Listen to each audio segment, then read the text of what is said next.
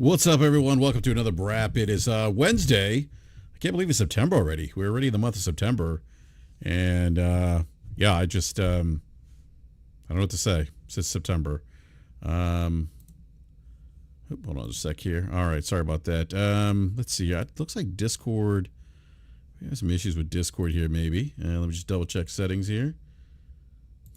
Discord is not, oh, there we go. No, we're not. Discord's not showing that we're talking. All right, can I get a sound check, everyone? Can everyone hear me okay? That's first and foremost, because for whatever reason, Discord is not showing up or showing that. Let me see here. Give me a sec here, guys.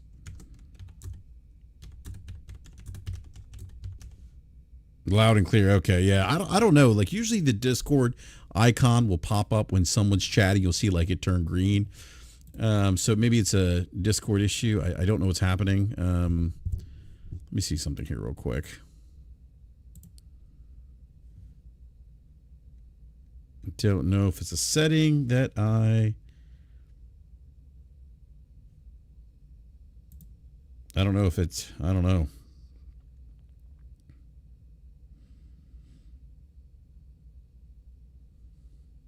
Let's see. This is going to bother me now for the show. Yeah, I don't know. That's really weird. It's not doing its thing.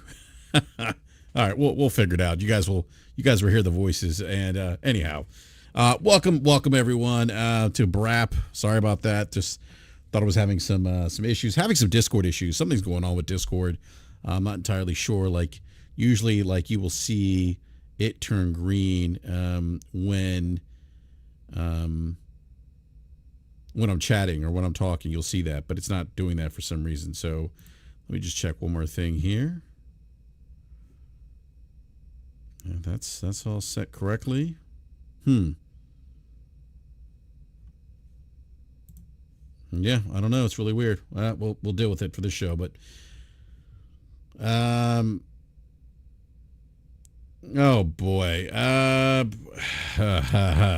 see we're starting early here, by the way, with the ignorance. And so I'm going to say this to you, Dixon Sidem, with the $2 super chat. First of all, and I respectfully, I mean this, you're an idiot. You probably don't even understand what DEI really means. Two, Concord did not fail because of DEI. Like, that's the most stupid thing. And by the way, thank you for giving me your money for saying something fucking stupid. Thank you. I really appreciate that, by the way. Please, I mean, give me more of your money, because clearly you're an idiot. So thank you. You know, and you know what's funny? And whoever hit that like button, oh, Nate's here. All right, let me let Nate in here real quick. All right, we got a Nate in the house. So Nate, what's going on, man? Can you hear me? Yeah. For some reason, you are coming out of my speakers, though. Oh, that's not. All right, yeah. Okay, there we go. Oh, well, you know what? I guess you need to be in here for the okay, never mind. I just totally gaffed the whole thing with Discord. I thought there was an issue with it not green. Anyhow, whatever. But look, these guys are starting early, and Nate. We had a $2 super chat. I'm assuming this is what's up, Capono 5150. Capono says, I wish we could stop using the word woke. It sounds so mature. It really does. It's Capono, you got to understand something. It is the word of the ignorant, the people that don't. Here's the thing. And this is what's funny about Dixon's commentary. There's been a lot of conversation around games failing because of DEI. No, that's not why. That's not why. Because there are games that, quote unquote, or DEI, if you want to call them DEI, that have been successful, right? That maybe star a female protagonist. You can think of a particular Sony PlayStation exclusive that's had success. But my overall point is this. Or a game called The Last of Us. But my overarching point is this. This is the problem with inserting political narratives into gaming. One, it's stupid. Two, it's based on a false pretense. And if you repeat the lie over and over and over again within an echo chamber, it starts becoming it becomes reality if you say it enough. But it's based on a lie, a false pretense. But many of us, Dixon, can see through this lie because we're not in that small echo chamber. See, Dixon, you are a very small minority of idiots who get together and bounce this idea off of DEI and woke and all this other stuff. It's all based on a lie, but you've come to believe it because when you tell a lie over and over and over again within an echo chamber, that lie becomes reality, becomes truth to you. But it's a lie. Concord failed because it wasn't a good game. End of discussion. But thank you for your money. What's going on, Nate? Sorry about that. I had to do a quick rant. No, you're good, man. No, I'm good. Yeah, I mean, to your point, with Concord, obviously because of everything that happened. For me personally, that's how it was for me. It just wasn't a good game for me. And in a wake of a time when my time is being highly competed for, I just got a ton of other games I'd rather play. So yeah, I get you on that. But yeah, man. Otherwise, man, I'm good. Like I said, still playing Black Myth Wukong on PC. Still phenomenal. Is that Having a ball with goatee, that. Nate? I disagreed with the way it was brought up from some people early on. I felt like some people were too early on when they stated that. But now that I'm a lot further, um, man, it is definitely looking like a strong contender. Despite some of my issues with some of the game design choices that they made with like invisible walls and the way that they cordoned off areas, they could have done better. But just God, Yeah. man, the artistical value, Mm-hmm. visual fidelity, and scale is almost unlike anything I've ever seen before. Like it reminds me of like some of the really big things that Naughty Dog did. When you would have like the huge statues and stuff like that you would do the puzzles on and stuff. Like just some of the areas are so big and so grandiose. Like it's just, but on top of them being big, they're all just incredibly detail oriented, right? Like when you step into these areas and these palaces and these places you go through, man, it is just beautiful. Some of the same goes for some of the armor, the intricacies and some of the armor that you come across, weapons, the whole 9 yards, man. It just the skill tree is extensive, which I personally love as an RPG fan. I love a good extensive skill tree that really lets you, keep adding to yourself, throughout the entirety of the game. Lets you farm and get as strong as you want to. Big fan of that. But yeah, man, it's looking like a strong contender. And then I've also been playing Star Wars Outlaws. I've been having some fun with that. I haven't got as far as I want to. The game is. I definitely get where people are coming from, saying the game is a slower pace. Broken is here, by the way. But the game is definitely a slower pace. As far as like the stealth, like you really got to be kind of methodical if you want to be careful with it and things of that nature. Like it's just it's definitely a slower burn. So I get why some people are just kind of taken away from it. And then of course tomorrow morning about 9 a.m. my time, the early edition of Space Marine 2 Yeah. unlocks, We're and gonna of talk course about that. I'm Yeah. playing that on PC. So Mm-hmm. yeah, so gonna stretch that 4090 out, let it do what it's supposed to do, and really put some work on it like I've been doing lately with Wukong. So yeah, man, so much to play, man. And then I'm still forgetting Astrobot and Age of Mythology. I can't find the time. It's crazy right now.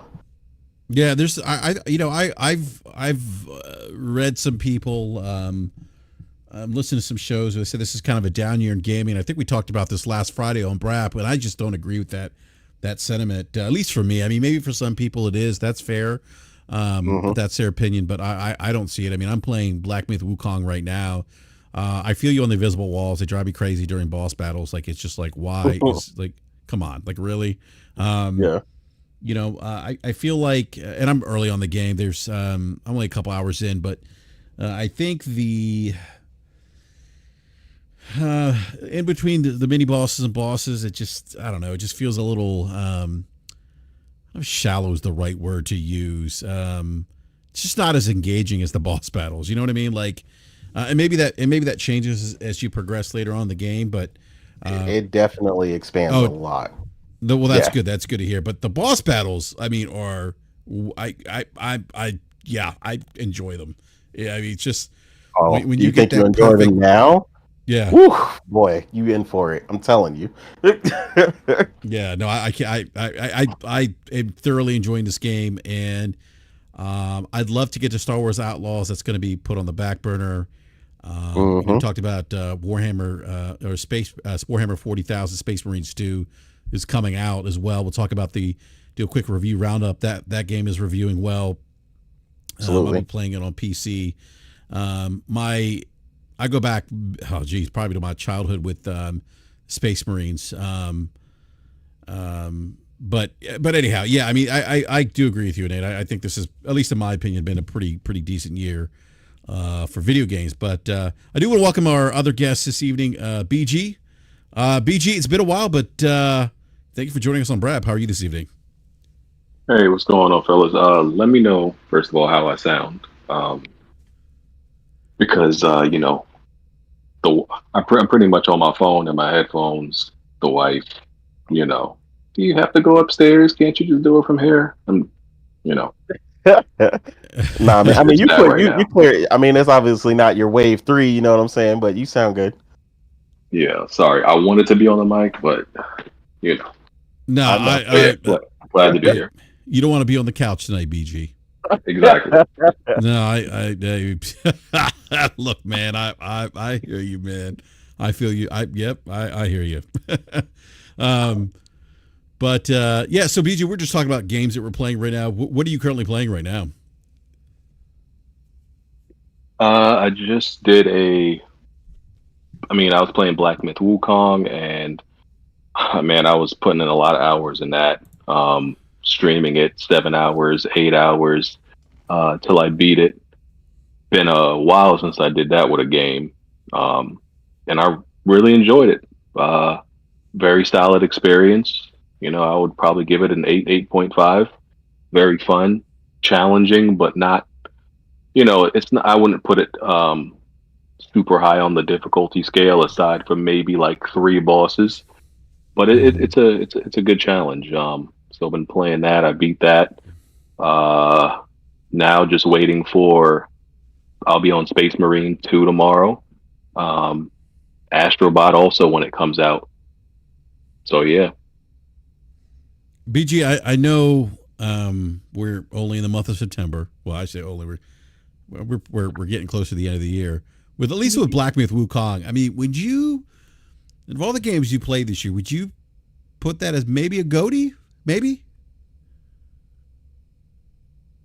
Uh, it's a nominee. I wouldn't say. Okay. To me, some people are acting like it's like a shoe win. Oh, this should win over everything else. It's not that case. It's a good game, even great in some ways, but it definitely has its flaws. It's you could see like you could see that the second game, assuming they make a second one, Hmm. because of the extreme successes had, that okay, this is the foundation. They're gonna go crazy with the second one. They're gonna fix all the flaws, some of the level design, some of the limited move sets in the stances and everything like that, and flesh everything out. That game is probably gonna be the shoe in easy game of the year winner, but not this one. This one is just the nominee. I Mm-hmm. agree. Yeah, that's what I've Yeah. been saying. I think it's a strong Yeah. nominee, but like you said, I think I'm gonna land about where you said, about an 8.5 when I'm done. Just because, I mean, for us especially in here, I mean, as long as we've been gaming, we tend to pay attention to the more detail-oriented things in game design and stuff like that when we're playing. And I feel like we pull a lot more of the flaws or issues out while we're playing the game, but also still enjoying it at the same time. I feel like a lot of people, they just get caught up in the zeitgeist going on, and like they 5 minutes in and they're like, "Oh my god, game of the year!" And I'm like, "Bro, you just beat the Hey, first man. boss. Like, calm down." I feel like you're judging me right now. Like, I'm telling you that opening scene of Black Myth Wukong, I was like, oh, it's Cody. fire. It's fire. It's No, fire. it I'm was. not I gonna. mean, it was a Hey, great look, opening I scene. appreciate that they're learning though, because Hmm. prior to that, the only one that kind of gave me that crazy opening feeling in recent memory was that Spider-Man 2 opening. That was crazy. So to get that and for them to start it off at that level, I was excited. Like I felt like that was a nice precursor to how nice you were going to be later, after you get your weight up. So yeah, I enjoyed that. The opening was phenomenal. Yeah, yeah. No, it was a great opening. I think it set a, to me, it set a nice tone to the game. Obviously, gave me some God of War vibes there, right? But yeah, I'm enjoying it. I want to play through it before I get to something else, because my time recently has been limited because I coach baseball during the week, so it's like I don't have as much time as I would normally gaming. So yeah, I want to get through that, and then hopefully get to Astrobot when that comes out. So, Mhm. but I think it's been a great year, a pretty solid year again, in my opinion, for gaming. BG, was it Jack Move who said that this year hasn't been a good year in gaming? Did I see you comment on that or something today? Yeah, well, Jack Move thinks this whole generation hasn't been great, but Jack Moves, and I'm going to get on him about this. The thing is, Jack Moves is not that this generation hasn't been great; it's his taste. Yes. Because last year, was a crazy year for gaming with the quality and the quantity that came out. But most of those games, but just he didn't play. So it's one of those things where he's a big indie guy and stuff like that, and he's very selective about the type of games he likes. So it's like, yeah, it he needs to be able to separate the fact that it's not the generation and it's not the years. It's just your preference. Because there's also been a bunch of games this year that you know is in line with what he likes, but he hasn't played them. I mean, Thank he has you. the like Prince of Persia. I'm pretty sure he didn't play Stellar Blade or that other samurai game that came out from Ninja. Uh, he hasn't played Black Myth yet. He's probably not going to play Space Marine. So it's like, hey man, some of this is your own doing. That's my guy though, but some of this is his own doing. Yeah, Yeah, no, it's not if it's not River City Girls, he don't want nothing to do with Yeah. it. that's funny. Yeah, no, I mean, I think that speaks to I guess to me that speaks to just how as gamers we all have different tastes, for different types of games. Um, I wouldn't agree with his perspective, but I understand if he's not getting the games he wants either. I've kind of So so I would agree with that yeah. if he had played these other games, because I Oh, the know other the that smaller he games you're bought saying that Stellar BG Blade. mentioned. Yeah. Yeah, he bought Stellar Blade, but he hadn't played it. So I'm like, I'm with BG on that one. It's like, bro, we can't be down talking the year when you haven't even played some of the So standouts wait, that you most likely are gonna like. I'm not trying to pick on Jack Move. He's not here, but Yeah, he bought Stellar Blade. Hasn't played a BG. yeah. I mean, he tweeted it. I mean, you ain't even gotta ask. Like, I confirmed it. I don't even know if he bought it. I'm not sure. Yeah, Oh, okay. he But said he I bought mean, it and it was still in the oh wrapper. yeah, okay. Yeah, that's funny. That's funny. Well, speaking of Warhammer 40,000 Space Marine 2, the reviews came out today. And it's actually reviewed pretty well on all platforms. It's currently at 82 Metacritic on Xbox, based on 16 critic reviews. On PC, it's an 83 based on 42 critic reviews, and 82 on PS5 based on 26 critic reviews. And another game. It's on my radar. I don't know if I'll get to it tomorrow, so I will lean on you, Nate. I may ask you to come back next week to talk about your experience with Space Marine 2. But I do want to read. I want to read some of the headlines here. Tryhard Guides. I've never heard of that site, but gave it a 100. It said Warhammer 40K Space Marine 2 is a game for fans of the franchise and newcomers alike, providing great cinematic action gameplay, genuine fun that can be experienced alone or with a group. It's my favorite game of the year so far. By the way, everyone in the live chat, let me know if you're picking up Space Marine 2 tomorrow, if you'll be playing it this weekend. Also, do me a quick favor. Hit that like button if you haven't done so already. Helps out the channel. Let's see here. Let's go to the other reviews. I'm trying to avoid these sites that I've never heard of. Here we go. Gamerent gave it a 90. They said, even without knowing the lore around Warhammer 40,000, Space Marine 2 does a great job of inviting new fans into the franchise by showing the unwavering courage, sacrifice, and devotion of these super soldiers. But that doesn't mean things are dumbed down to disrespect diehard fans. Being a veteran of the franchise is an essential to the enjoyment of Space Marine 2. Well, while it might further satisfy the experience, the universe is brought to life with such detail that it makes for the perfect gateway for newcomers. Let's see here. Games Radar Plus gave it an 80. Said Warhammer 40,000 Space Marine 2 is an exceptional, larger-than-life shooter that raises the bar for all Warhammer adaptations. A dizzying sense of scale, along with some of the slickest combat around, will leave you often breathless but always grinning. Eurogamer also gave it an 80. Space Marines 2 campaign is spectacular and the most thrilling follow-up to the original, but the game's grisly combat shines best in its cooperative operation mode. So those are just some of the reviews. PC Games, I'll read PC Games here, gave it an 80 as well. If you're expecting a comprehensive action adventure with exploration, variety, depth, and motivating character development, you should definitely look for another game because Space Marine 2 simply doesn't offer all of that. Even Doom Eternal offers a lot more here. To be fair, where did I leave off here? To be fair, however, it must also be said that the developers of Space Marine 2 never promised anything other than a graphically rich co-op slaughter. All right, Nate. So has your hype level gone up now? I mean, I've been ready, man. I already know what to expect. I mean, I'm a big fan of the 40K series in general. I mean, I played Dawn of War 2, and all that over the years. So, I mean, I already know what type of party it is with the Space Marines. So this one was just looking too crazy to pass up. I mean, I'm literally just jumping in this to play co-op, jump in, go crazy, shoot stuff, blow stuff up, tear something up.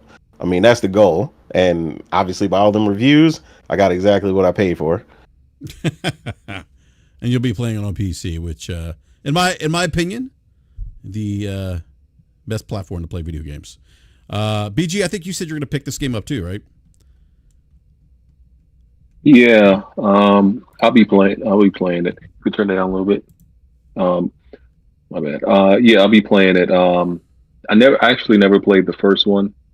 I bought the anniversary edition, but with PC gaming, for random reasons, the anniversary edition of the first game just doesn't work. It'll just boot up real quick for a second and then crash. So. Oh wow. Yeah, so it's weird. So I was like, well, I guess I'm not playing the first one. I'll just watch a recap, and just get the main details of what I need to know going into the second game. But I'm very excited about it. The gameplay looks gory, looks fun, nice third-person shooting. I like that the campaign is, they say it's like averages around 10 to 12 hours. Some people hear that and get turned off. I hear that and get excited, because I feel like most of what we play now is just unnecessary open world games for 40 plus hours. So whenever there's a short campaign for anything, I get very excited. Just short, concise, to the point, just shoot them up. So, yeah, I'm not the biggest fan of co-op, but I'll probably try that out and definitely try out that multiplayer too. I'm liking how that's That multiplayer looks very traditional and back to generations ago, PS3 360 era type design. And it's a beautiful game. Um, they really seem like they've like just poured a lot of um, their heart into this one and really learned and evolved a lot from what I've seen of the first game. So I think a lot of people wrote the first game off as just like almost like a knockoff Gears, but I think people are looking at it a little bit. Of course, it has its Gears inspirations, but I think a lot of people are looking at it with a kind of with a different light, especially since um, we haven't had a Gears in a while. It's kind of they announced that the prequel, but Gears is not at the height of its popularity now. So this game actually has a chance to get some respect. So yeah, I'm excited for it. Yeah, the first Space Marine game, a Warhammer 40,000 Space Marine game, came out 13 years ago. It's been a long time. Yeah, so long, and it actually hold on a sec here. It let's see here. It had a Metacritic of 76. So this the second installment here isn't too far off from the first in terms of the Metacritic score, but I think for me, like the co-op and just the gore was what kind of like, and plus I'm familiar with the Space Marine, that Warhammer 40,000 World Space Marines. I used to collect the figurines, and things like that when I was younger. So I'm familiar with it. But yeah, I mean, I BG, there's something to be said for what you to your point about. I think you said like you heard this game is like 12 to 14 hours, and other people may balk at that and say, I can't believe that it's only 12, 13 hours. BG, I agree with you. I don't think every game needs to be 45, 50 hours. I think that's overkill at times. Like, give me something, give me like something that I can just, play and enjoy for 12, 13 hours. And if it's a great experience, I'm happy. I don't need everything to be 40, 50 hours. I think sometimes that's overkill. Yeah, no, I mean, I agree. I mean, it gets talked about a lot in my circle because obviously I primarily play JRPGs first and foremost. So obviously they are known for being really long. Obviously that's a genre you expect to be long, but I still play tons of games that are outside of that genre that are shorter, nice, concise experiences that are curated for, like I said, that kind of get in and get out experience where, you're just meant to, I guess the summer blockbuster hit, you know what I mean? You go in for 12, like you said, about 10 to 12 hours, you get something amazing. Maybe it's got the replayability of something like an Uncharted where you can go back on a harder mode and, go for the platinum or whatever, but that's all you need. And then you're done. And it's just like, man, what a great, film or like experience where you just go in and you get that experience and then you're done with it. Like you're good. Yeah, I got no issues with that, especially, on top of that with this game. I mean, there's other co-op missions on top of that to extend your gameplay, to build up your Space Marine and go for different accolades and stuff and unlockable cosmetics. And then, of course, there's also the PvP for, people who want to go even further with the experience. So, yeah, I mean, I think this game is offering plenty. So, yeah, I mean, I'm excited for it. That doesn't tear me away any. Like, I'd rather a solid 12, like I said, 12 to 14 hour experience than something 45 to 80 hours padded to death, because that's what's been killing me lately with a lot of games. It's like, I love a long game as a JRPG fan, but some of these games doing too much with the padding, and I'm like, I don't need all this like padding. Like, I want the concise experience when I'm playing to really feel like you're not padding it out, right? Like, don't make it longer for just to be longer for longer sake. You know what I'm saying? Like, I hate that. I hate when you could tell that. You know what I'm saying? It's like, oh man, this should have ended. Like, nothing worse than enjoying a game and then getting towards the end and you're like, it doesn't end, and you're like, it went 6 to 7 hours longer than you felt like it should have, and they just ruined it. It's like, yeah. So I'm definitely with you on that. Yeah, I could tell you, I remember, 2016. late 2016, I actually onboarded onto Persona 5 after it released, and I played Persona 5. I think I put about 150 hours into it, maybe. Mm-hmm. Over 100 for sure. And then that February, Horizon Zero Dawn release, and I put like another, I forget how many hours in that, like back-to-back games. And I remember like I didn't want to play a video game for like a month. like Yeah, exactly. I literally took like 2 or 3 weeks off from even touching a video game because it was so much for me. I was like, I'm done for right now. I need a break. Yeah, you definitely gotta fix it up. Yeah, exactly. That fatigue is very real, man. Like that happened to me with Elden Ring. I mean, bruh, after pretty much beating over like 100 bosses and just beating the game, and I don't know how many hours. I didn't for a little while. I didn't want to play a video game, and then a little bit after that, I didn't want to even. I love Souls games. I'm like, bro, I don't want to see a Souls game. I don't want to play an open world game for a while. And it's like that's what these games, these really long games do, and that's why like the short, just 10-hour simple games just are like palate cleansers. Even Final Fantasy Rebirth, I platinumed that game earlier this year, and I have over 200 hours in it. It takes an insane amount of time to get the platinum, and I literally deleted the game right after. That's my game of the year, but I deleted it as soon as I got the platinum. I'm like, I don't even want to look at this game for a long time. Yeah. Yeah, I don't blame you on that because honestly, I got invited to a spoiler cast for that game, and ironically, for obvious reasons, because of the JRPG thing. But I had to tell them, I was like, bro, that game has so much going on and so much stuff that this game will be lucky when I beat it. But I had to shelve it for right now because I was like, I need to get through the rest of these games in that game. Like you said, 200 plus hours for the platinum. I was like, bro, this game will be lucky when I beat it. But I don't want to just beat it, halfway. Like some people just beeline it through a game. I don't want to do that. I want to get the full experience. But like you said, instead of the platinum, as soon as I'm done beating this game, I'm gonna delete it the same way.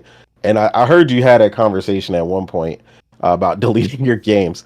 I tend to not do that, but this is one of them games I'm gonna definitely do that on. So yeah, I feel you on that. But yeah, phenomenal game. But like you said, when you're done, you're just like, man, Yeah. all right, get out of here. I'm done with that. Yeah, I think the game. I think back to this Persona 5 and Horizon Zero Dawn. I think the game that actually got me back into gaming. BG mentioned a palate cleanser. Oddly enough, was Rise Son of Rome because That's it was crazy. easy to pick up. It was like QTE. It was like I didn't have to think about anything, and it was fun. That's the key. That's the key. When you could just jump in on something, exactly, and not think. Yeah, those are great. Yeah, I get that. Because I'm the opposite of that when you're in your zone. You know what I'm saying? Like I'm like, yo, if this game ain't deep enough, it ain't got enough systems. If it ain't strategic enough, I don't want it.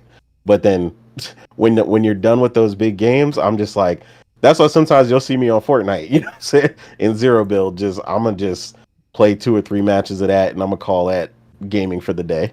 And then I just stop and I'll watch anime, I'll read a book, I'll do something else, but not gaming. So yeah, I get that. Yeah. I will probably honestly get to Astrobot before Space Marine too. Yeah. Do we know the length of Astrobot? Have they? I haven't kept up too much with it, so.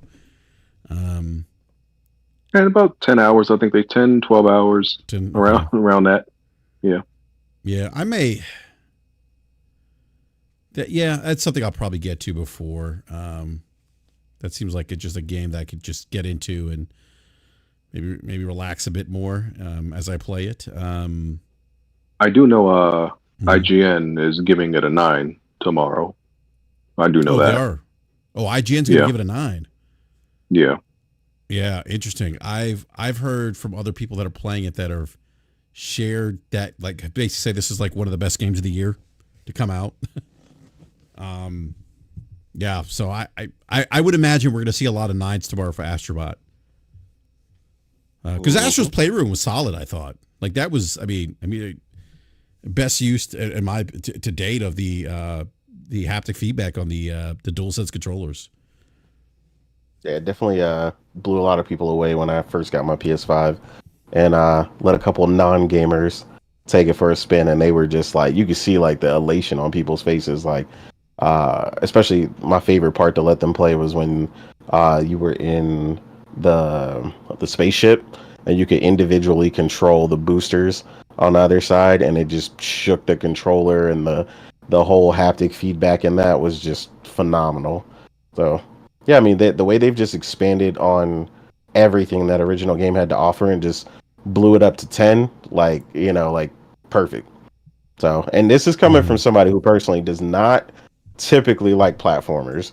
Like platformers are like right above puzzle games for me, somewhere down in the ether where I usually don't play them like that. So for me to buy a platformer day one, it's got to be something serious. And it's not that some of the games, again, the difference to explain to people, just 'cause I don't like them, don't mean I can't tell it's a good game. Like the Prince of Persia game that came out earlier. Again, I thought that game was phenomenal, but I played the demo for 10 minutes and I deleted it. I didn't want nothing to do with it. But I was like, man, what a great game. It's just not for me. And I know that. Hey man, you know what you like, right? All right, I do want to move on to some PlayStation related topics. There's an article that came out today from PlayStation Lifestyle, website I actually don't frequent much. But the article discusses, the title of the article is actually Sony doesn't have enough original IP per Hiroki Totoki. Articles by Zermana Khan. And Hiroki Totoki told the Financial Times, "We are lacking the early phase of IP, and that's an issue for us." Totoki added that Sony as a whole has been better at finding new audiences for existing popular IPs and thinks that the company won't grow without creating content from scratch for higher returns. The one thing that I found interesting about this particular article is that I don't think Hiroki Totoki is necessarily singling out PlayStation per se, but Sony in general. I know I've seen a lot of people say, oh, well, actually, I'm sorry. I forgot the first part of the article here. Totoki reckons the company doesn't have enough original IP, including in its PlayStation division. The group is making a multi-billion-dollar investment into creating original content in a bid to widen its share of the entertainment industry. And of the entertainment industry, and this is per the interview that he had with Financial Times. Totoki has a desire to foster new IP from beginning. So I've seen a lot of people tend to focus on PlayStation. This is not just PlayStation, but as we know, Sony is also, outside of the camera lenses and things like that, and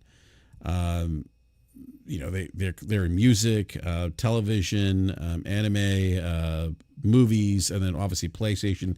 He isn't just solely focusing on PlayStation, and I haven't read the article from Financial Times. It's locked behind a paywall, but I'm not like I just like as I'm reading the article, I'm just in my mind I'm thinking, okay, like is he looking at this more on the Sony PlayStation side of the business, or is he just saying in general, like, okay, look, we need to do a better job across the board, maybe not so much more on PlayStation than other groups, or maybe we need to do this more in movies like that. I feel like that's something we don't know, but nevertheless, it's a thing out there, right? And I've seen people say that PlayStation should bring back some of their original IP.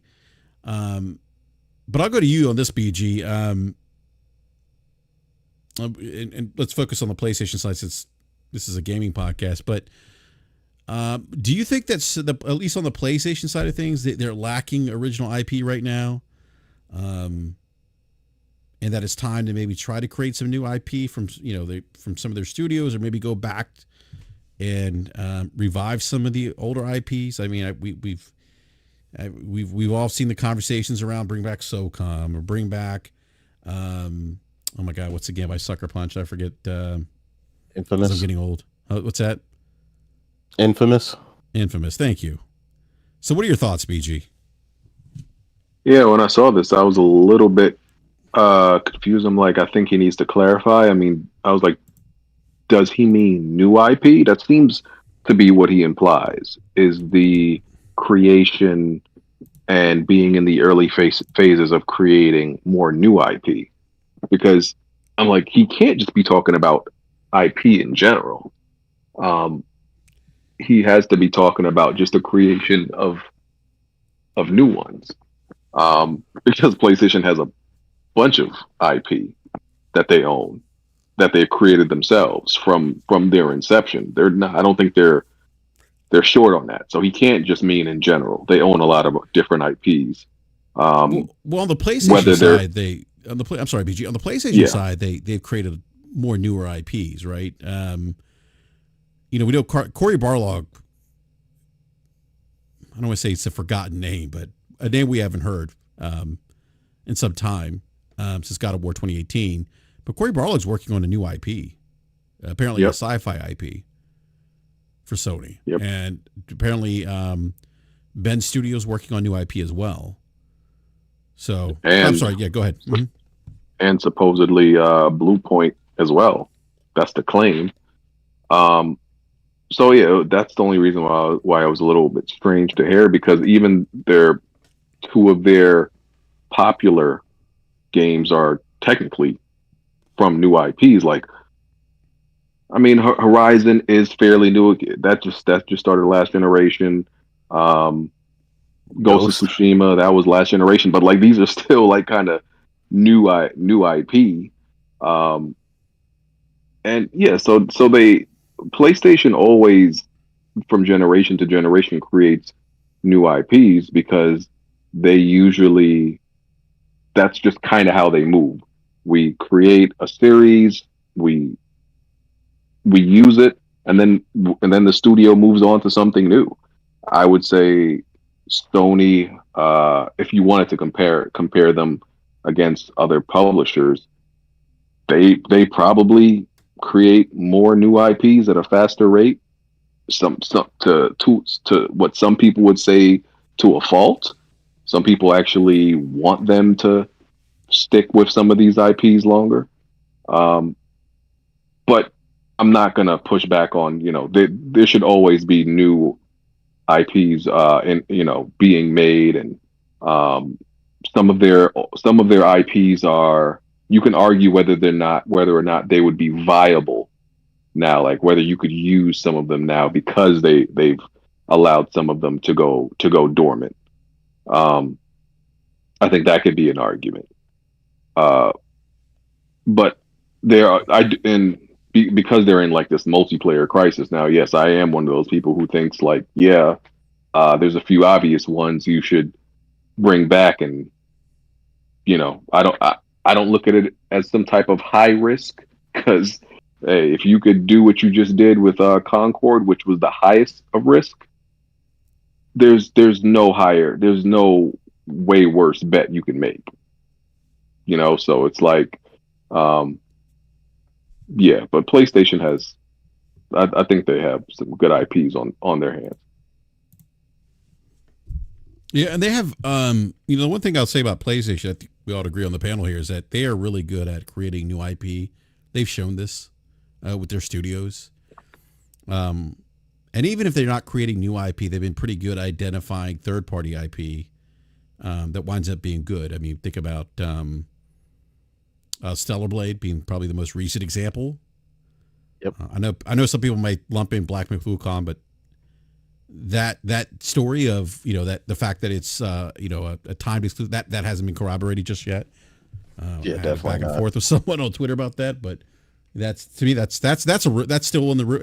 Then you have conflicting reports. Grub saying no, it's not timed exclusive. There's no deal in that regard. But then you look at like Returnal. what they did with Housemarque. I mean, I thought I still think Returnal is one of the better games this generation from one of their first party studios. I mean,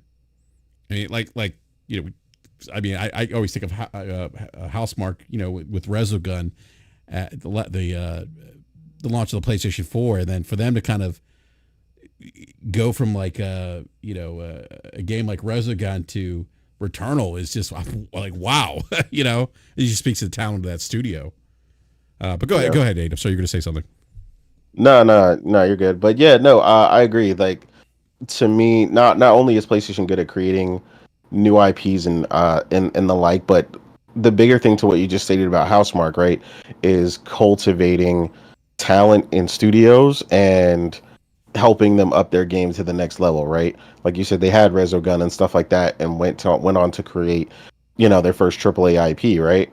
So, like, to be able to make that transition, as well as Guerrilla, who went from Killzone to, to Horizon, and then expanded upon that phenomenally with Forbidden West and so on and so forth. Like, cultivate. People think that's easy, but every time you see other people try to mimic it, like, they can't quite get it right. Like the leaked email that famously came out, right, where Phil Spencer was like, "Bro, how did they make this?" Essentially, when he was talking about The Last of Us Part 2. Like, that's what we need to be doing. Like, and that's why I keep telling people a lot of times, money is not the only thing, right? Because if it was just money, Microsoft would be destroying everybody right now. So yeah, I mean, I think they do a great job, especially in the PlayStation space, doing that, keeping a proper cadence, with creating new IPs and then fostering that new IP. This was something we had a big discussion on in my group chat with my podcast mates, and we were talking about, as much as they were looking forward to what they could do with Infamous right now. I was like, look, it's Ghost 2's time to shine. There's a cadence. You introduce that IP hit flame. You need to up the ante on it. You need to capitalize on that and bring us that next iteration, especially the way that game was written and so on and so forth. PlayStation, I feel like, has a good cadence with that, right? It's the same thing that Naughty Dog did with Uncharted. They hit you with like 1 and 2, and then they hit you with The Last of Us, and that created that perfect cadence. I think that's perfect for the way that their studios work. But I do know what he means as far as the other things, because I'm also really into anime. So they have been upping their game with Crunchyroll. Since they took it over, there's actually been a number of improvements and other things they're working on, but also the procurement of content and original creation. They've been working with a lot of Japanese studios directly to get that done. So yeah, there's a lot they're doing in that. As far as, like you said, movies and stuff wise, I couldn't really say. But yeah, in those two places, I think they're doing a really good job as far as the new IPs, and I get what he's saying. I think it'll become even more obvious and a lot more clear once PlayStation really, breaks the silence on all these, devs and first party studios that we know are working on these titles. Like you said, Corey working on something new. Naughty Dog is also working on something new. Ben, so on and so forth. I mean, PlayStation's basically, for lack of a better term, like I like to personally, they loading up the full clip, you know what I mean? They just haven't let it go yet. Like they just holding all this ammo, and it's like, look, man, let me see it, put it out there. So I think that excitement is building, and as long as they capitalize on that, like I know they can, I don't think you'll have to worry about those returns or building up excitement. PlayStation does a really good job of that as far as generating buzz and everything for their games, especially their major single player tentpole titles. But yeah, with that said, I'm gonna be right back, and I'll let you know when I'm back in the chat. I gotta run around the corner and pick Priscilla up. All right, man. No worries. Yep. Yeah, no worries. BG, do you think that they need to have a new AAA IP this generation? I mean,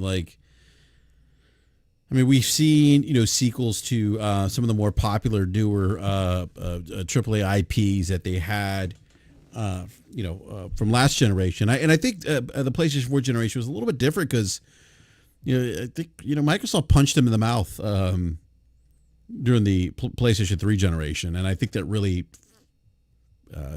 led to PlayStation really focusing on creating quality, high-end experiences that would really attract people, put eyes on the product on the PlayStation 3, and I think they did, and then build upon that foundation laid on the PlayStation 3 or the PlayStation 4. But we've seen a lot of sequels to those, those franchises that they created. Last of Us being one of them, the PlayStation 3 generation, and then PS4 generation. We got off the momentum of the tail end of the PlayStation 3 generation. We got a lot of the newer PS4 titles, like a Horizon Zero Dawn. Do you think they need to have a new IP, AAA IP this gen, or are sequels to like a Ghost of Tsushima or maybe The Last of Us Part 3, is that sufficient in your opinion? I think they should provide both, and I think they will, um, because people have their criticisms of like this gen, the first half of this gen, which I don't necessarily fully agree with. People act like it's just been bad or mediocre, um, which I don't fully. Was like I said, I don't really agree with. But one thing, if you look at the pattern of PlayStation, is listen that's in any generation, that second half of the generation, they kill, they slaughter. You can, like I said, you could have your criticism. Like every previous generation, the first half of the generation for them, it could be a hit or a miss. It honestly could, right? The only thing that's guaranteed is the final 4 years of the generation for them are usually absolute heat, and that's when their best games come out. That's when you have the best experience. Because I don't know, it just seems like the developers settle in, and they just lock in, and they just have it's like that's when they are really working on releasing their magnum opus, just the best of the best, and they just show. It's like they're showing up for the fourth quarter, and I don't know. Sometimes I'm not gonna lie to you. Sometimes it seems almost intentional to me with them. That is almost like they want to wait sometimes. It Because it's just weird that it kind of always happens that way. You know what I'm saying? Like, Mm. and I guess it's not only PlayStation. I guess other well, it's not all others, but PlayStation are definitely the ones that always release their best stuff in the back half. Um, and then they kind of like use that to lead into the next generation, and they kind of continue that just continue down that path and with that momentum. But yeah, I definitely think they need to finish off strong. Just really big games, showcases, state of plays, whatever it is. I really do think they need a. I do think they need to make a statement for the people who are skeptical, Mm. and the people who are criticizing them, because it's not that they don't stumble. They definitely stumble, Hmm. here and there with some decisions and stuff like that. But Yeah. they usually rebound really well too. Yeah, that's the thing. It mentioned kind of like how they, at the tail end of the generations, they tend to, release a lot of their heavy hitters, Um, and I often, I don't disagree with you. I often wonder if that's just a byproduct of getting people bought into the ecosystem or excited about the next PlayStation because you just had that newer experience, that new IP, right? Um, but this generation, I felt like they released a lot of really good titles at launch. We talked about the Housemarque game, Returnal, which I thought was a really good game. They did give us the remake of Demon Souls, which I enjoyed. I thought was well done. We got Spider-Man 2, God of War. So I mean, we've got a lot of really good games. Now we're gonna get Astrobot. I know it's not a tentpole AAA per se, but still, it's going to be a newer title from them. But I think the generation's been pretty solid for this far. The only thing that concerns me, BG, is that with Microsoft kind of more or less conceding the console space, like I'm just worried. I'm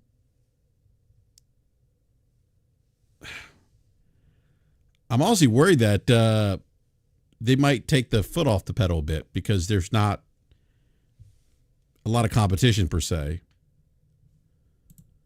And that's the only concern that I have maybe about maybe that maybe not having that sense of urgency to release content because that your competitors are more or less going third party right now. Yeah, no, I agree with that. I mean, even though Microsoft weren't necessarily the greatest of a competitor, right? They weren't for a long time. They haven't been that competition that you were actually in fear of what their next move is going to be. They haven't really been that, instilled that type of worry since the 360 generation. But it was, even if you're not the greatest competition, it's always you can always be that figure that keeps the other competitor on their toes. So PlayStation, they were always kept on their toes by Microsoft, even though Microsoft was faltering with Xbox. PlayStation, because at any point in any generation, the beginning or end of one, things can switch, right? As we've seen them happen. So PlayStation still had to be, just on watch and stay on their toes and be vigilant and just kind of just always keep looking over their shoulder. That we got to keep this momentum up. We got to keep doing, releasing these bangers because we don't want, we just don't want to be beat by our competition. Now it's like there's just very little chance and possibility of Microsoft, like Xbox, becoming, like, for example, the market leader again. That's almost like, at this point, it seems like not even a possibility anymore. So they're probably chilling. Like they're getting all the marketing deals they want. They're getting all the preference from third party.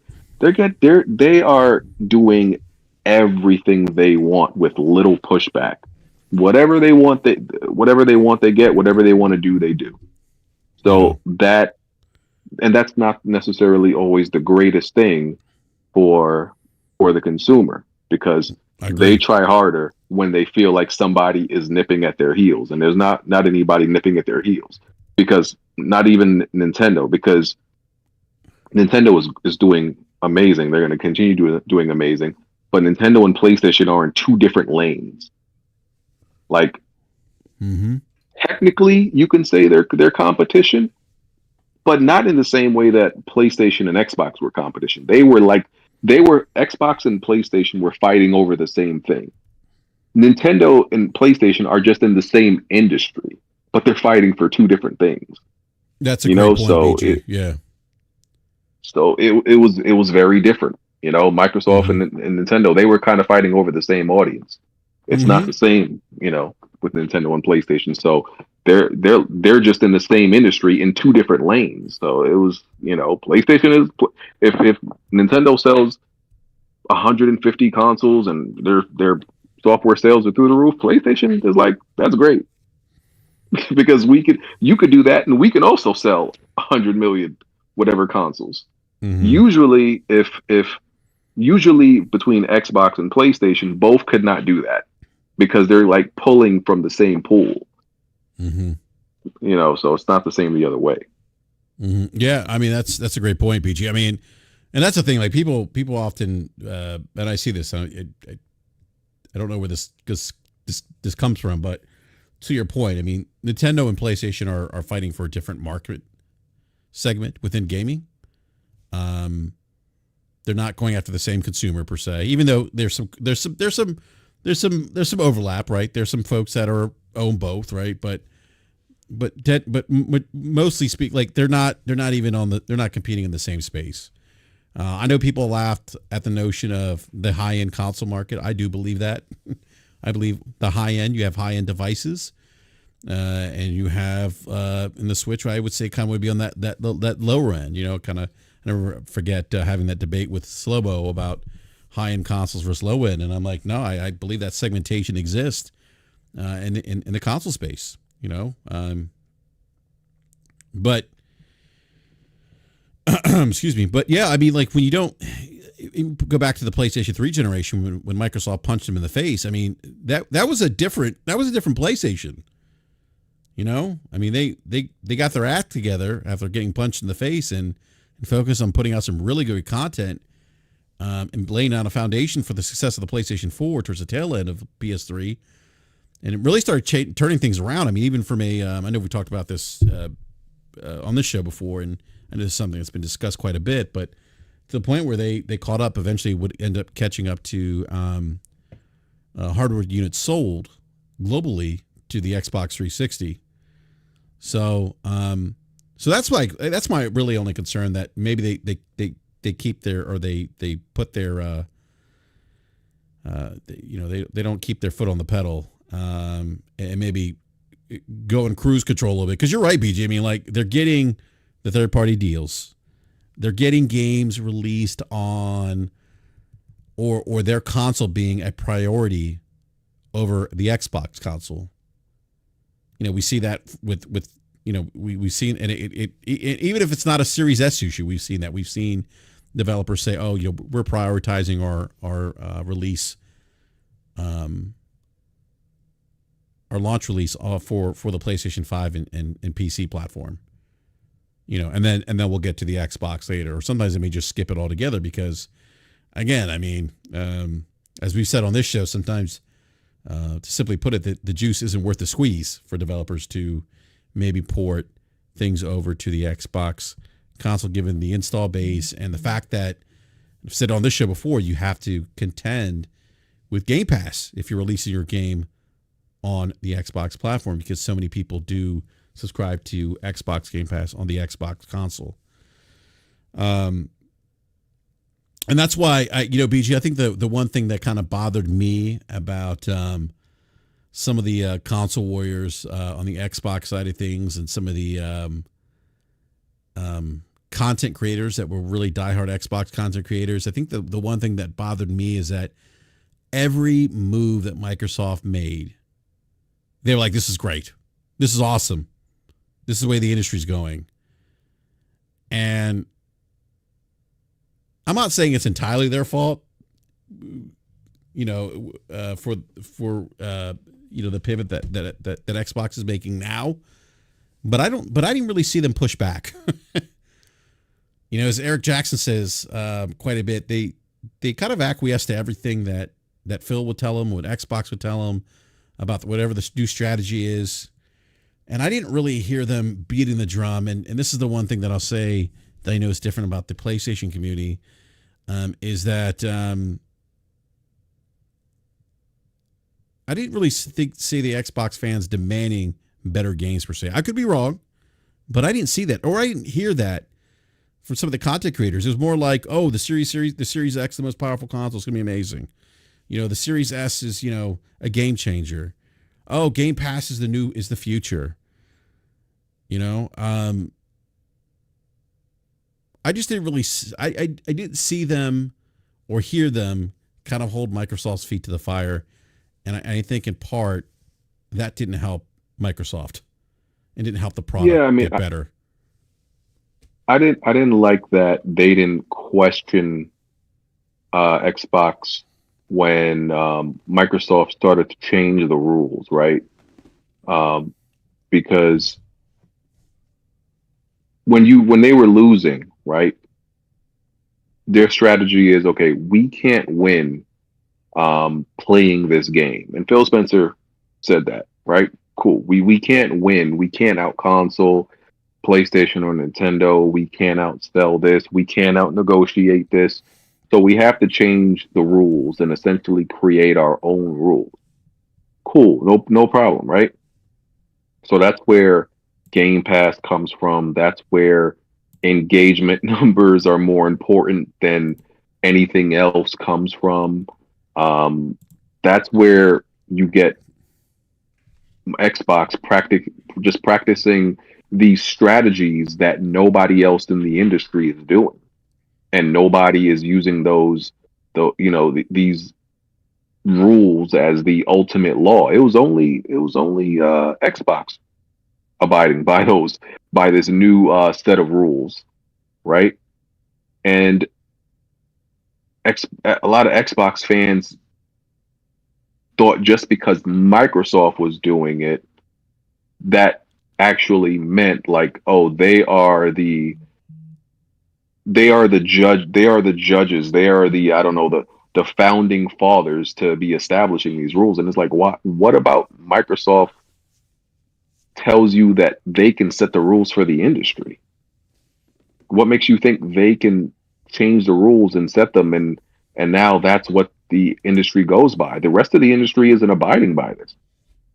So it's like, why do y'all think their statement rules supreme? That's what I didn't understand about like all the fans.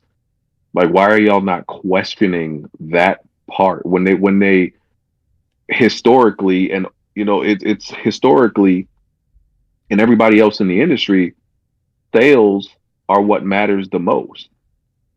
That's always been an established fact. As far as like when you're gauging the success of something or gauging the interest of something, that's always been it. It's sales. That's what it's always been. That's what it's always going to be. Microsoft suddenly came out the woodworks, Mm-hmm. told you that, hey, it's all about engagement, and everybody just fell in line. Okay, it's all about engagement. Like, wait, we're not gonna question this. And I'm not mad at Microsoft changing the rules because they kind of had to. They felt they had to. But why are you, as the consumer and the fan, just falling in line and not thinking logically? Why, like, if every other publisher, every other developer, everything else in the industry outside of Microsoft is telling you that sales matter most, why, when Microsoft tells you that it doesn't, why are you listening to them? They're the Mm-hmm. minority in the situation. They're the, and this is not dumping on them, but they're the loser in this situation. So Absolutely. why are you listening to them? If anything, your North Star in any of this, the North Star should be Nintendo. That is the North Star, right? As far as like measurement of success. If whatever, usually like Nintendo is behind when it comes to things like that, but when it comes to just the basic rules and how things are going in the industry, check what Nintendo's doing. If if nobody if that doesn't line up, then you might need to question it. So that's what that was. That whole era was just so weird to me. How they were all just drinking that Kool-Aid that Microsoft was giving them and not questioning it at all. Like y'all had to know better. Like y'all are not y'all didn't just get in the industry and start gaming yesterday. So just because Xbox and a bunch of execs told you that, like y'all were ready to just suddenly believe it against all conventional wisdom, it was just very weird. Yeah. What's weird is that it was permeated throughout the throughout the community, content creators. It was really, I mean, it's, for me, it's kind of it's a bit fascinating the way they, that the message trickled down from leadership And then it was like some content creators, like they got their marching orders and okay, this is what we're going to talk about this week. You know, this That's is what we're going to exactly tell. that's exactly what happened. Yeah. And it's So just like, you saw that. yeah, it was never about the quality of the games or, you know, it was about, oh, you know, this is the future. Oh, Mao. And by the way, Mao is not the end all be all. We said on this show, it's ARPU.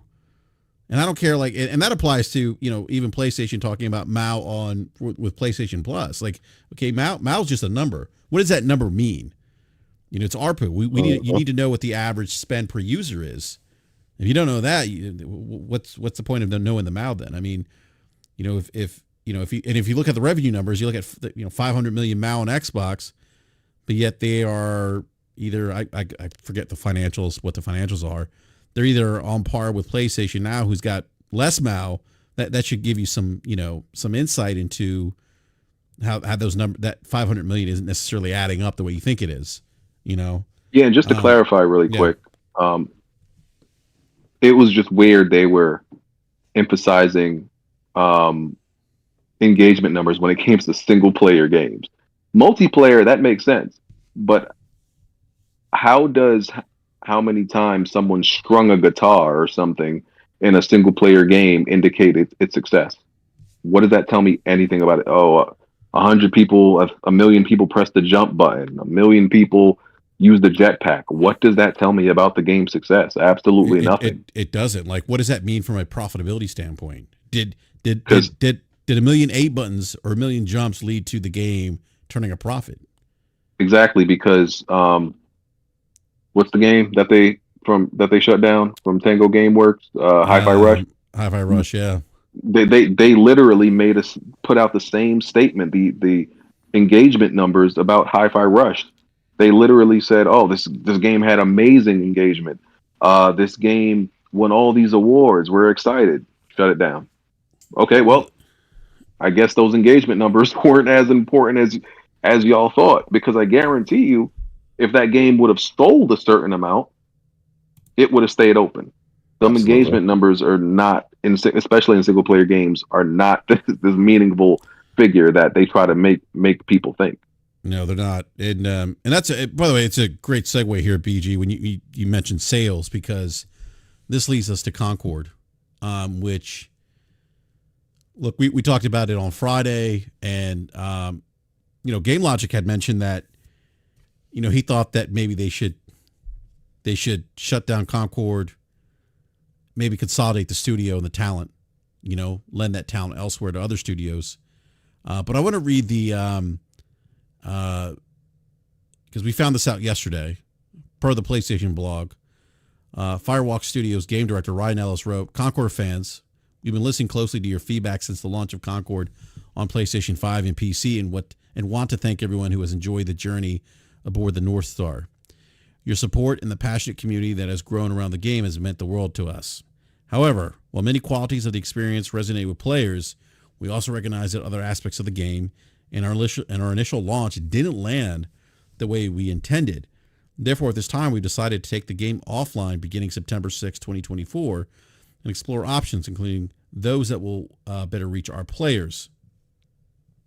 While we determine the best path ahead, Concord sales will cease immediately, and we will begin to offer a full refund," which is amazing, by the way, because I had an issue with Sony about a refund recently.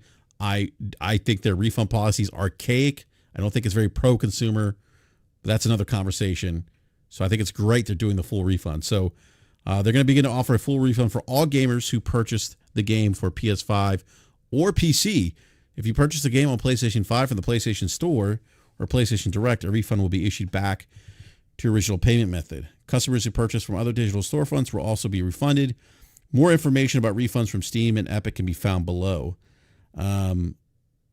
For customers who purchase a physical copy at a retail location outside of PlayStation directly, please refer to the refund policy of the retailer you purchased it from to obtain your refund. Once refunded, players will no longer have access to the game.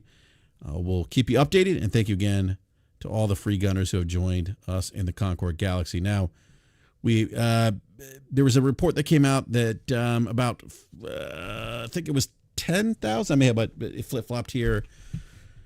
10,000 copies sold on PC and about 15,000 on PS5 for about 25,000. When we did the BRAP rant on Friday night, I looked at the Concord Steam numbers. They were about 160 something people playing.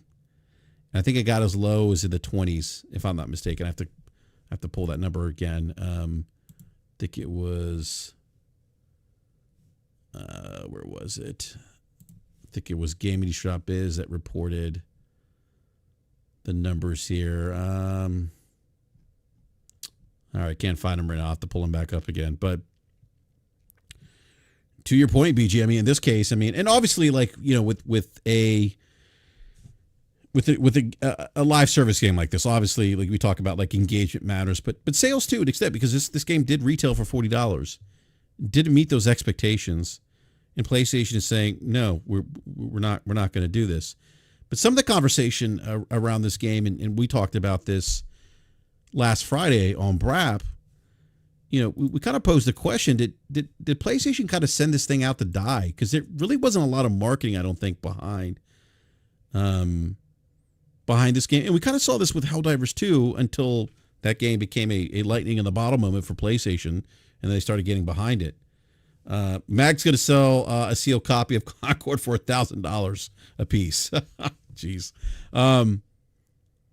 So it kind of begs the question. I mean, and then, you know, BG to Nate, like, there was a lot of conversation in the PlayStation community, like, oh, they shouldn't do live service games. I don't necessarily agree with that. I think I certainly understand the perspective of companies trying different things that they may not be good at, and to kind of add additive revenue, you know, especially when you look at, you know, when you look at the need to kind of expand the business per se. I can certainly understand trying to do that, and hopefully I hope they learn from this. Yeah, that's the important part. I hope they learned something from this. But I guess my question to you, and I'll go to you first, BG, and then to Nate. Do you think they should have abandoned the? I mean, what do you think? Do you think they? It's kind of a two or three part question here. Do you think they kind of put Concord out there to die? Do you think that they should reevaluate their focus on live service games? And yeah, go ahead. Mm-hmm. I mean, I actually don't think they sent it out to die, which might be worse because that means they actually believe that they were rolling it out right. But I don't believe there's nothing that could have saved this game, because I'm a believer that a good game is the solution to everything, right? I don't think the things surrounding this game is what caused it to die. Like people talk about, oh, the character design, people grift about DEI, oh, it was the price. I just don't think it's a good game. And I think 99% of the time, that's what these failures boil down to, just not being a good game. Because you can look at examples, like we said, Helldivers 2. Helldivers 2 is $40. It sold like 13 million copies. So it can't be the price. Helldivers 1 was not popular at all. I mean, lifetime, I think it sold around 2 million. Most people who played Helldivers 2 never even knew there was a Helldivers 1. Helldivers 2 at the core is just a good game, and that's why people bought it. I don't think that other things are factors, but they won't be the determining reason of success or failure.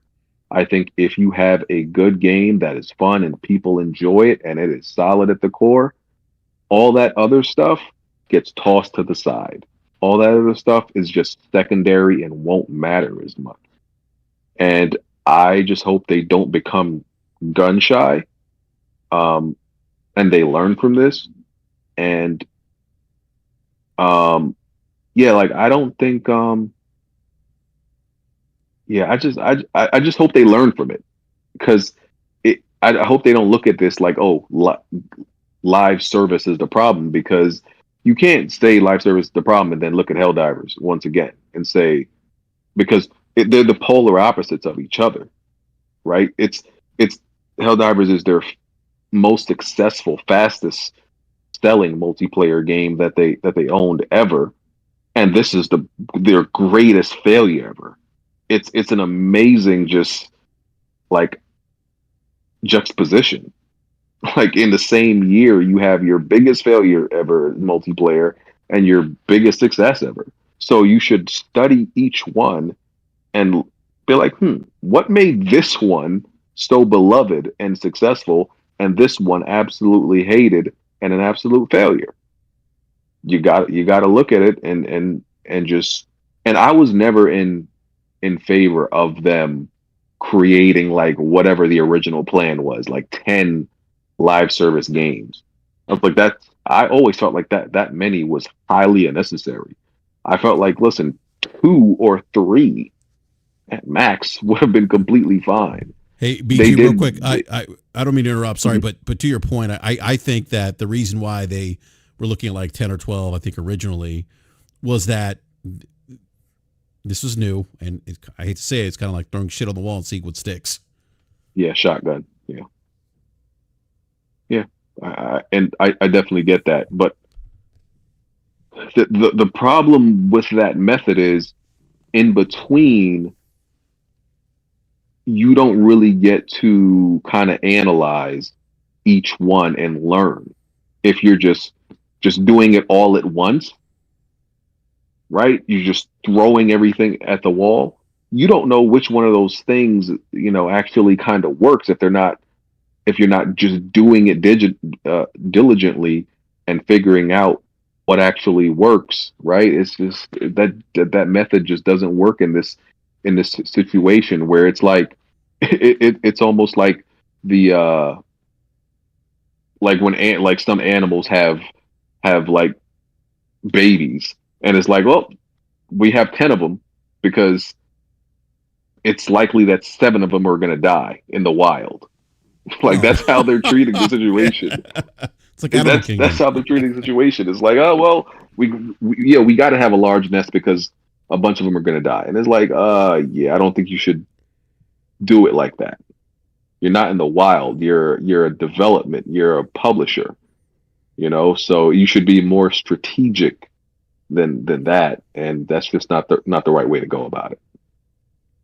Yeah, I think what's interesting too is, you're talking about like hero shooters, and Logic was not here this evening. We're talking about this today, and it made me think about what Ibarra said about, like, Sony should just get out of live service. People are getting tired of paying, season passes and skins. And I'm wondering, like, if we think about, and I truly think Helldivers 2 is kind of a lightning in the bottle of the moment for them. Like, to your point, BG, I was aware of Helldivers, the first one, but when I heard Helldivers 2, I was like, oh, that's interesting. Like, I wasn't a game I was anticipating a sequel to, and it just caught wildfire. Remember, the servers were down, too many people were trying to get in. I don't even think Sony was expecting that. I could be wrong. Maybe they had some data internally that pointed to that, but I don't think that's necessarily the case. But anyhow,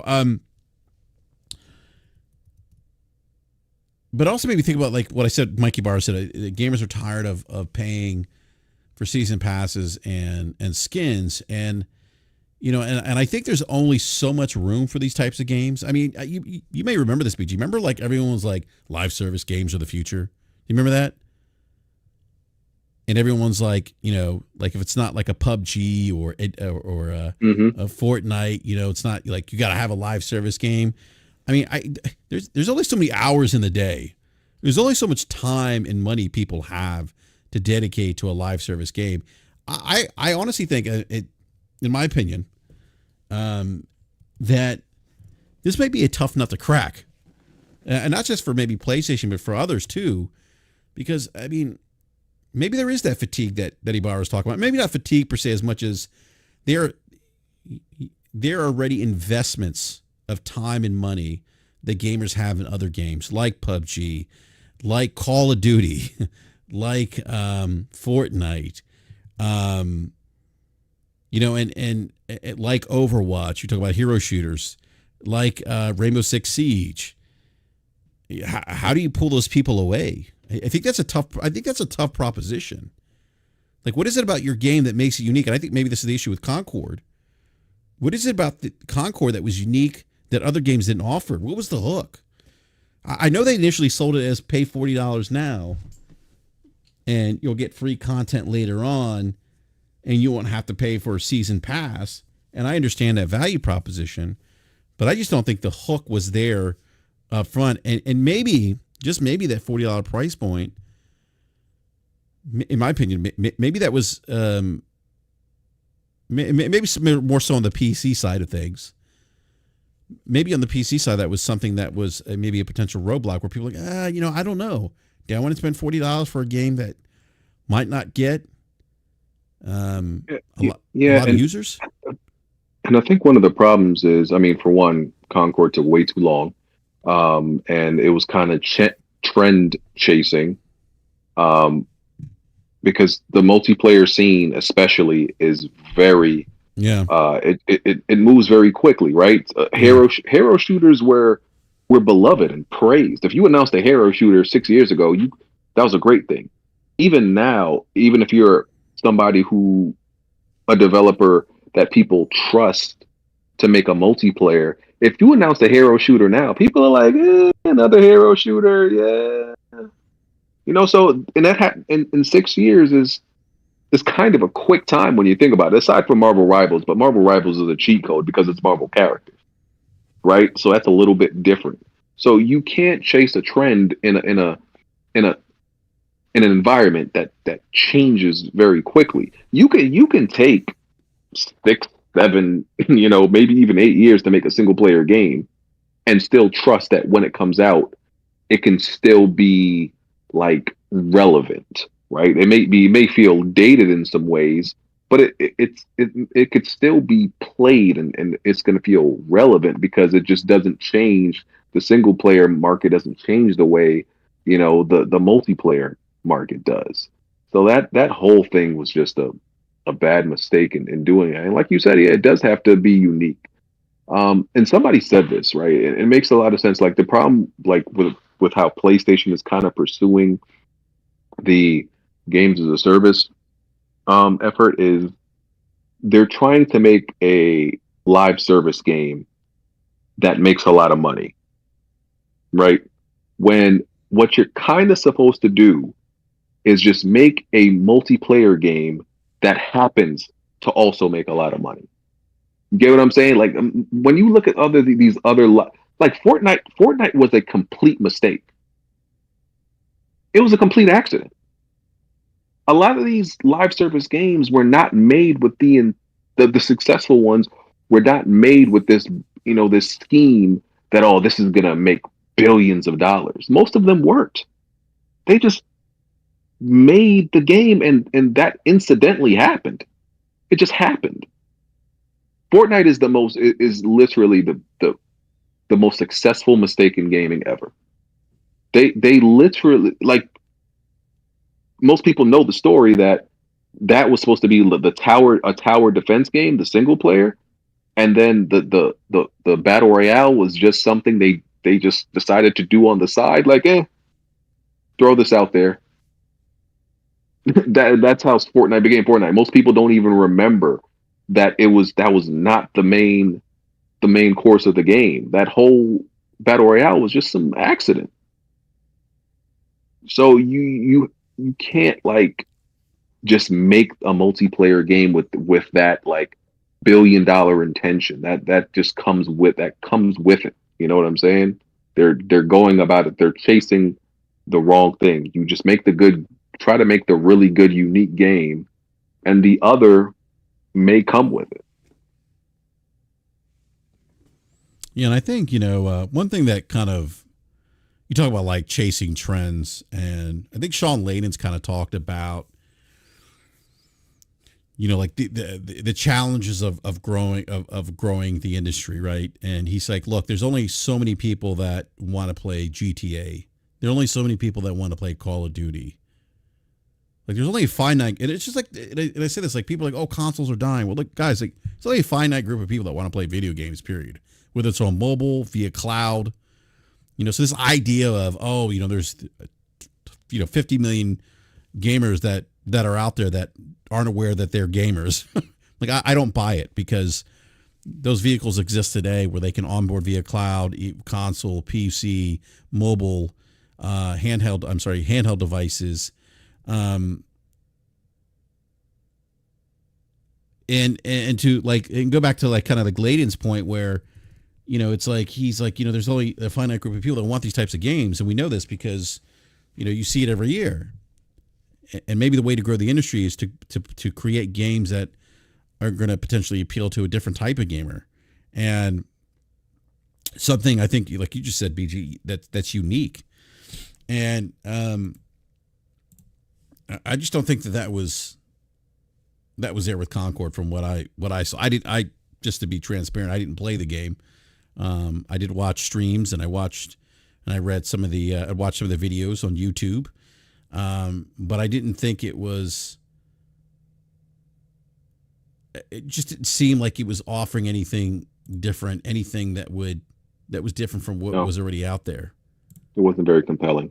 Yeah, there wasn't a compelling reason why someone should spend, in my opinion, $40. And one thing we also have to remember too, and I saw this article, I remember like there's always the conversation around live service games of, oh, this game needs to have like, 200,000, monthly active users to be competitive or to be successful. Great article on gamesindustry.biz about this. They interviewed, and actually the title of the article was "How Many Players Does a Game Like Concord Need to Survive?" Pierre's Harding Rawls, I think it is. He's an analyst and Ampere analyst. And they asked him that question. He's like, he says there's so many variables in play here that it's not really possible to answer this. For one game, it might be 200,000 monthly active users. For another, 2 million.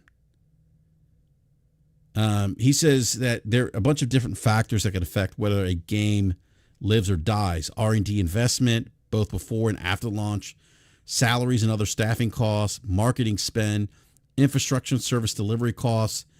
He said the game's business model and its monetization strategy, platform support, financing repayments, licensing costs, publishing costs, the list goes on and on.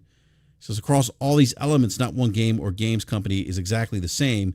So the break-even number will differ as a result. I think that's very important because I think we often lump what success is into one specific idea or number. And those things can just vary drastically depending on the things that depending on some of the things that he just mentioned here. But I do want to ask you and Nate and BG this question too with Sony's live service. It's something that so I was talking to Logic about. And I think he may have mentioned on Friday. I think he's mentioned it on Twitter, but he actually thinks they should can or cancel Marathon. What are your thoughts about that, gentlemen? Like, do you think Bungie, they should scrap Marathon here? Because Marathon is a extraction shooter. And we haven't seen a lot of Marathon, but I wonder if that's maybe another case of trying to get into a market that where I don't know how popular extraction shooters are these days. But do you guys think that that's a game they should probably take a look at and say, maybe we need to put this one on the back burner as well? I would not be mad at that. I mean, I honestly, like, would I like to actually see how it plays and actual gameplay before that happens? Absolutely. I think I would be able to look at that game, like just 5 minutes of gameplay. I feel like I can probably look at and be like, oh, that's going to work. That's not going to work. I don't think any of us need to see much to know if it'll be this failure or success. Like, I don't think most of this stuff is like very nebulous or rocket science, like I think we can see sometimes we can't like necessarily. We're not always necessarily sure if a game is going to be how successful it's going to be, but I think we can always know if it's going to be a failure at least. I think guaranteed failures are pretty clear. So I would at least like to see it. But if they canceled it before we see it, I'm like, okay, get it out the way now, right?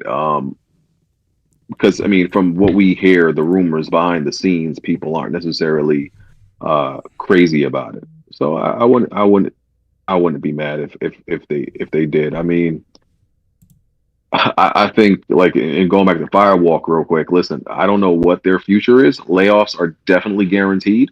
Like expect layoffs because nobody nobody like just drops the biggest failure of all time and nobody gets laid off. That's gonna happen. I don't know if they get to make another game, but listen, this probably isn't gonna happen. But I think they should become like I don't know, like a satellite studio or a support studio. At best, they get another chance to make a smaller game, smaller budget. I don't know, but yeah, Marathon. I wouldn't be mad at that being canceled. Yeah, I think they got to reevaluate. I think they need somebody to really just somebody kind of somebody that just has a connection to the gamers to know what the gamers want, right? Just a direct line to somebody Yeah. who's connected with just what multiplayer is right now. And I have a theory. I've been telling people this theory. I think live service games are going to have a like Back to the Future moment where they go where essentially how all these live service games are made now. I feel like they're gonna go back in terms of design, like back to like PS3 360 of how like multiplayer games are designed. They're gonna have the live service model, but how they're made is gonna go back to that type of design. That's my theory So because you, you think I you think think a lot of them Splitgate are just 2 gonna. has a big shot Sorry. then? What's up, You think Slomo? Splitgate 2 has a big shot then? What's up? What's up, Enrique? Yeah, I think 'Cause, I think games like Splitgate 2 and Space Marine 2 are going to be indicators of, if that's really going to happen because those are those type of games that I'm talking about. Yeah. Yeah. I mean, yeah, I could see that happening. Like, because I think right now it's live service games. We see like the mainstays that are there, the ones that like are at the top 10 most played games on every platform or games that have been out for 5 years or more. And so there's a huge investment that gamers feel like they are giving up if they stop playing those games for something new. And that's why you may see a game that might actually be a decent playing game, regardless if it's a hero shooter, looter shooter, whatever. But it's like it's hard to get people to. The game could play well, but it's hard to get people to say, I've invested X amount of dollars and I got all these different skins and all this extra content in this other game. I'm going to give all that up and stop playing that on a daily, weekly basis to go play this new thing. It has to have something that for this generation of gamers that it still has the live service model, but it's something that they haven't really experienced yet. So I think a lot of these games that like I think Marvel Rivals will do fine. It'll have its niche because it's a solid playing hero shooter with Marvel characters. If it did not have Marvel characters, it would be cooked. But because they took the Overwatch format and nailed it to a T, and they put Marvel characters in there, it's going to find this niche. It's not going to be more popular than Overwatch, but it will find this niche. But for you to get into that, like that upper crust, that S tier of live service games, you got to provide something that's not on the market right now. And you got to do it in a way where the foundation of the game is something that's familiar to gamers, yet it's doing something that those other games aren't doing. And it's done and executed in a way that's so good that it can override their mentality that, like, man, I spent so much money in Fortnite. I can't stop playing this game. Like, I'm gonna play this other one for a little while, but I'm still going back to Fortnite. I'm still going back to Call of Duty. Like, you gotta find a way to override that. And so there's gotta be something different that provides that. Because all the big ones in the market, they're not all the same. So you have to find your lane and execute on it well. And unfortunately, what we're seeing right now are multiplayer games that come out and they can be decent in gameplay, but they have like some major weaknesses that just like turn people off. They're not going to play it. I mean, Halo Infinite comes to mind. Well, I mean that one was no content. Well, but that's the thing. It was a weakness for it. The gameplay mechanics, I thought multiplayer was solid. Oh yeah, it was solid. It was a solid Halo game. Yeah, but I mean, they stuck the landing with the gameplay mechanics. They being 343i, but everything else outside of that was sorely lacking. It didn't really want me to like I didn't care to come back. You know, I appreciated it for what it was because it's something that I could enjoy and not have to worry about like a lot of time commitment per se. Am I going to miss out on this new season or this new weapon or this new, whatever the case is, right? But I don't disagree with you, Slim. I think it's hard. I think this was kind of what Ibarra was saying. I think it's hard to pry people away from some of these games that have been, like you said, for around 5 or 6 years. Yeah. So, and then like we talk about Marathon. It's crazy that we're even having a conversation around like should Bungie of all, like Bungie giving its history, its pedigree. Should they cancel Marathon? I mean, Marathon's extraction shooter. I mean, and I don't know how big you would know more better than me, Slow-Mo. But I mean, I know I think Escape from Tarkov is kind of popular. I think. Yeah, it's the most popular extraction shooter there is. I mean, it's one of those games that's so big that like it doesn't even need Steam. Like it's not in Steam, and it's still got a ton of players. But how many people? I mean, like from what I saw, like over 500,000 concurrent. It averages. So or like somewhere in that range. It's not as popular as like Valorant, but when it comes to extraction shooters, they're not all that big on consoles compared to PC.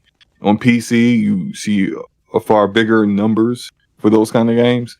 But yeah, Escape from Tarkov is the king in that specific subgenre.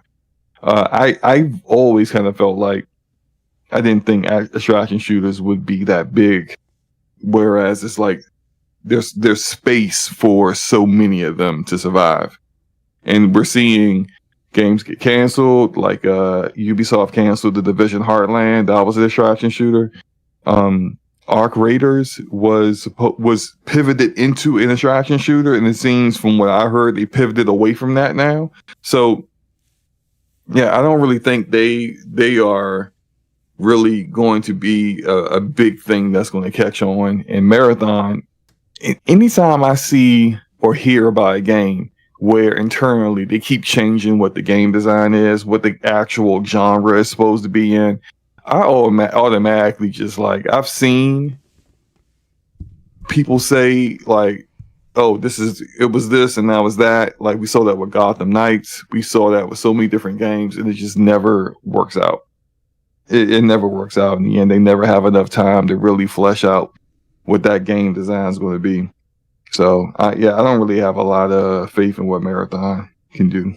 That's crazy. And that just blows my mind considering it's Bungie that we're even saying that we don't have faith in. Well, we haven't had faith. I take that back. We haven't had faith in Bungie with Destiny, with some of the stuff they did with Destiny. But exactly. Yeah, but BG, someone's I guess a little upset in I don't know, upset maybe an overstatement, but Big Box doesn't like your take about games going backwards or something. I think you said multiplayer games. don't know if you know who that is, but I mean, I just feel like, I mean, they might not understand the point because I kind of agree with what BG was saying in that regard. Um, like, there's been something lost, right? And like I said, this is bigger for me, right? Because I like my time heavy in multiplayer. Like, I'm the type, like, if you can get me to play it, it's probably popping.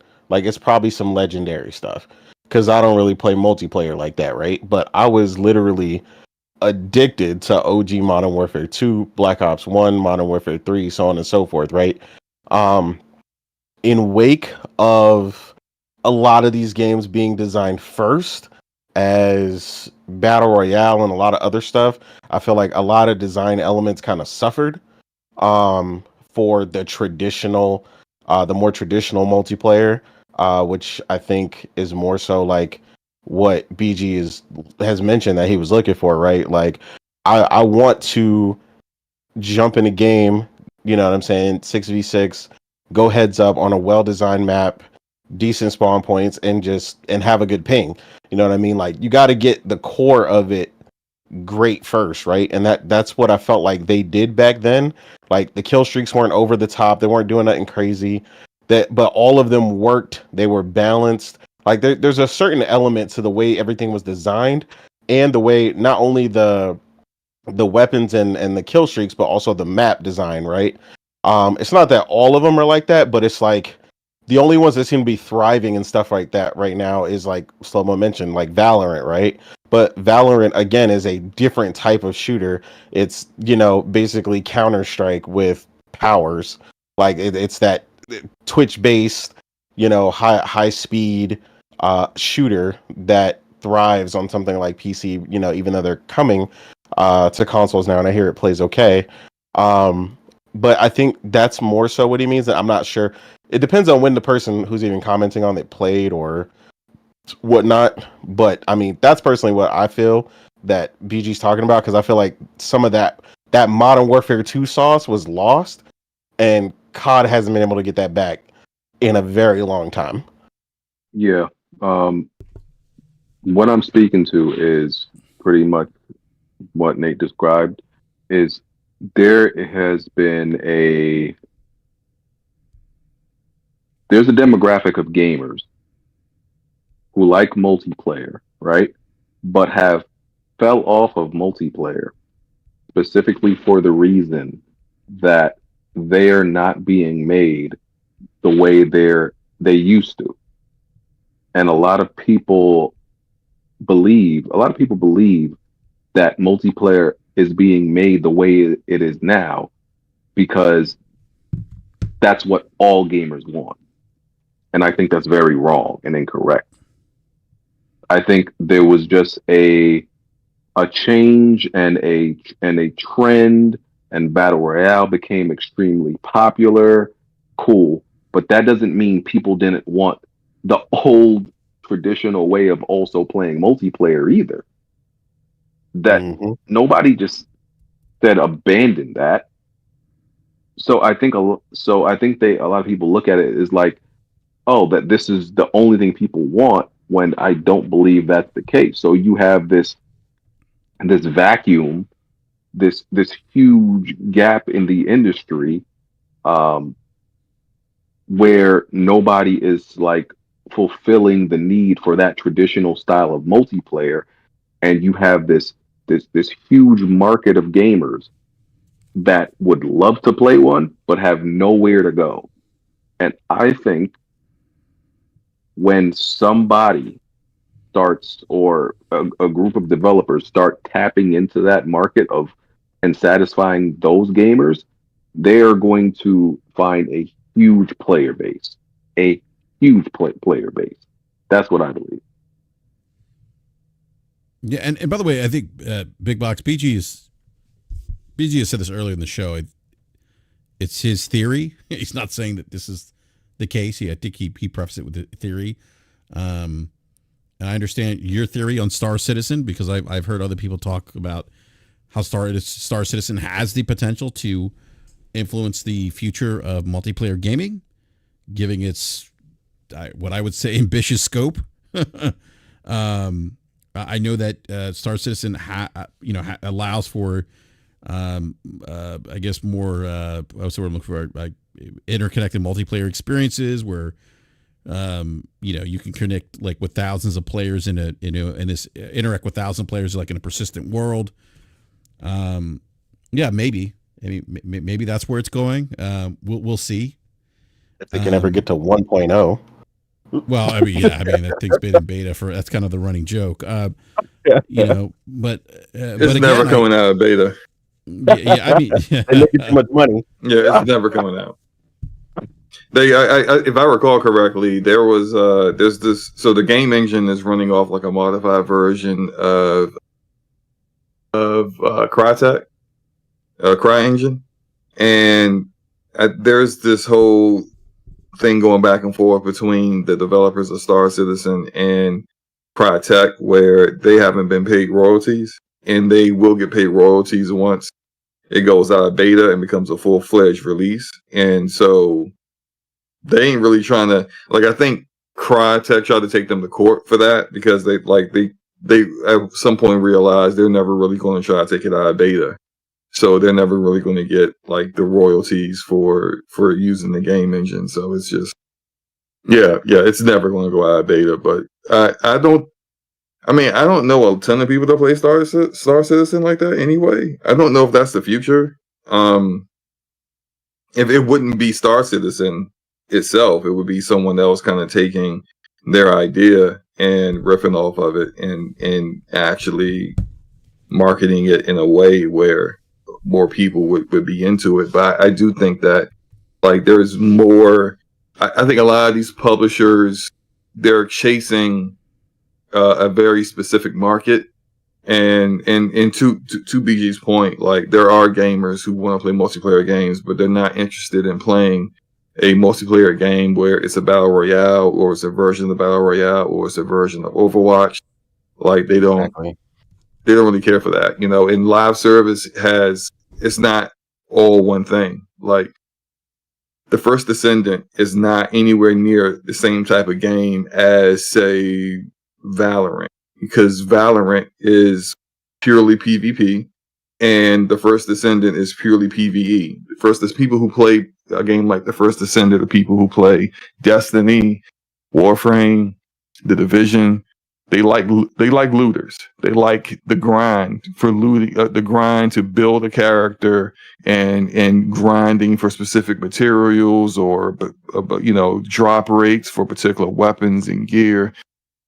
That's still a live service game, but there are plenty of gamers that's like, I'm not doing that repetition of the same thing over and over and over again. I can't rock with that. I'm not doing that. Like I could do that in say a small arena with, particular characters and abilities and going up against other players. I can do that because that's still dynamic enough for that each match isn't the same. But gamers are different, and there's space for those other gamers. It's just that publishers see the big numbers from the games that are always at the top. Your Fortnite, your Call of Duty, your Grand Theft Auto 5 online, and they just say, yeah, we're just gonna keep doing that. Mm-hmm. Or keep trying to do that. I was gonna say trying because they're not succeeding. Exactly. Look at X Defiant, and X Defiant had like 3 million players in his first week, and it looked like it was going to do well for a while, and now like it's kind of bottoming out. And I think it's harder to keep the players than to get them. Because keeping those players, again, goes to, and especially with X Defiant, because those Ubisoft devs, as we saw from a lot of reporting, were basically looking at Call of Duty and was like, okay, see what they just did? Let's do that. Let's do our version of that. So you're trying to tap into the Call of Duty community, which if you can get a percentage of them to permanently stay with you, then yeah, you got a game that will kind of have some longevity. But as we see, as we get closer to Call of Duty, to Black Ops 6 launching, that community is like, you was cool for a while, but I'm gonna go back to my main shit. And so there we have it. Like this, it's as we get into October, I think XDefiant's concurrent players is going to get even lower because you made your game way too close to what Call of Duty is, and it doesn't play as good as Call of Duty. It just doesn't. So Yeah. No, I 100% agree with like I said, where you coming from. I think people are underestimating that niche that you guys were talking about, that set of multiplayer gamers that's not being catered to because they're constantly chasing, like you said, those top 5 to 8, maybe 10 games, and it's like you're not gonna pull anybody's investment off of that. Like I could tell people that now from years ago, just from World of Warcraft. Like I played probably 80, 90, 100 MMOs throughout my time in school and so on and so forth. And I remember being shocked. Like I met this older woman, and she was like, when she found out I built PCs, she was like, "Oh, I've been saving up to build a PC." And I was like, "Oh man, you play on PC? Like, what do you play?" And she was like, "No, I just want a PC. I want to build a new PC so I can play WoW, like better." Like that was it. Nothing WoW. else. I mean, you can play WoW on a freaking like trash laptop now. It's just like that's Definitely. crazy. Yeah. But that's what I'm saying. Like she just that one thing was all she wanted. And I know somebody the same way who she's been a streamer for 8-9 years now, if not longer. 98% of that girl's playtime is Apex Legends. That's it. Like she might play Fortnite with her kids one night or something, but other than that, it's Apex Legends. That's why I'm like, these are the people you're trying to rip away from these games. And in the meantime, these games are not sitting on their hands. They're evolving. Like I don't even play Apex, but I know Apex came out with like a 3v3 mode, and like they're working on some 6v6 stuff and some like search and destroy stuff and all these other things. So while you're trying to build a game from scratch, they're capitalizing and keeping their players invested and coming out with new skins and doing things bigger and better. Same thing with Fortnite, same thing with Valorant, so on and so forth. And it's like you're not going to take someone away from that. And the same thing with GTA. No one challenges GTA anymore. You know why? Because they literally cannot do it. You're talking about the game that has charted since PS3. Like, and they're gonna invest enough money in GTA 6 to make sure it does the same thing. Like that is why we're hearing like it's probably the most expensive game ever. That's what, like, we're talking about over $1 billion in investment because of the tech and the amount of manpower and everything they're putting into this game. And they realize what they do, right? And every time, even if you don't like them, every time Rockstar puts something out, and it sucks that it's taken so long in between their games, but every time they put something out, it's special, right? Like it just takes the industry by storm. It does something new, something that's never really been done before. A level of polish that is usually unheard of, with very, very few exceptions in the industry. Like this is who you're competing against. Like I said, these people that are in it already, and the people who are not. And just like World of Warcraft, like I mentioned earlier, one of the things I'll tell you that World of Warcraft used to do, and a lot of people didn't notice, right? Every time a game used to come out that we would be excited about, a new game, and it would have a thing, right? WoW used to just look at whatever that hot thing was, name it something else, and put it in their next update before your game came out. Everyone, all the top like developers with their top games and live service do that. Remember when Battlefield dropped and they had the tornado in the map, and I was like, oh cool, a tornado. Fortnite threw a tornado in their map. Everyone does this stuff. Call of Duty a decade ago, like the primary people who were playing the game, they were all primarily playing the multiplayer. Now 2/3 of the Call of Duty players are in Warzone, which is Battle Royale. And why did they do that? Because Battle Royale became big, and they said, oh, well, we're starting to lose players to these Apex Legends. Let's go ahead and implement our own Battle Royale and get people here and keep people here. So if that's what the new thing is, we're going to add the new thing in here, and we're going to do our spin on it. And we got enough bodies to implement it better than some little small studio in their garage coming out with a new thing. Oh, that's hot. All right, we're gonna take that. We're gonna put it over here too. And so Exactly. it is how this works, and you can't just think that you're going to take those top guys down, but you can still have your own niche. You can still come out with something that's innovative and cool and different, and people will be into it. Like right now, what is it called? Deadlock, Valve's game. It's got like 100K people playing it right now, and that game's not even officially out. And for a long time, they tried to act like it didn't exist, but they were giving people access to it to play it. And it's it ain't for me, but I get it. It's got it's a bit different, and that's what you need. You need something that's going to be a bit different, that may not be something that's easily implemented. Mm-hmm. But you just put a tornado on the map. Fortnite's just gonna put a tornado too. Thanks. Exactly. Thanks for the idea, buddy. Well, that's why I said I don't think people really understood the disappointment with the way people were with factions, right? Because again, as someone who I never claim to be the big multiplayer dude ever, right? But out of my time when I was heavy on COD from like Modern Warfare 2 to Black Ops 4, and then I like basically cut it off cold turkey because it started being a mess. But when the factions came out, I was like, oh, this is different. Because I even told, like, my girlfriend was into it first, and she has like 1,300 hours in factions. Like, she was crazy hype for it. We met a ton of people. She was streaming on Twitch at the time. It went big, right? But I finally started playing it, and it's just like you said, it's something different. I was so excited because I know how different the multiplayer is in that, and the flow is different, like everything. Like, I don't think people quite get it when you're there, because we always talk about stuff from a design perspective, and a lot of people don't really get it. But design and a combination of a design perspective and a gameplay perspective, right? When the flow is different in a map, you know what I'm saying? Like nothing else plays like factions. Like nothing. Like, so you had your niche.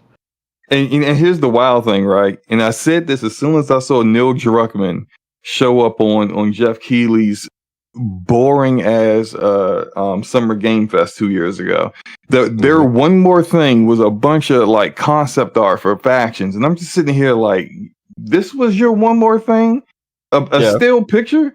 But then when Neil was all talking about we're doing grander, bigger maps and all this other stuff, and I'm like, I ain't never been a factions dude, but I listen very well. And when I listen to people who play factions, all the stuff that he was talking about was nothing that they care about. I'm just sitting there just like, dude, why don't you just give them what the same gameplay, the same game design they had before, same area maps with The Last of Us Part 2 gameplay and better visuals. It seems like that's all they wanted. And you could have just did that, but instead you tried to turn it to something else, then realize, after Bungie told you you're gonna have to dedicate your entire studio to this, we don't want to do that then. Never mind, we'll cancel it. And it's just like, you didn't have to be here. You didn't have to walk down this road. You could have just made what people wanted. And it just seems like it's too many developers doing what they think people should want instead of doing what people actually want.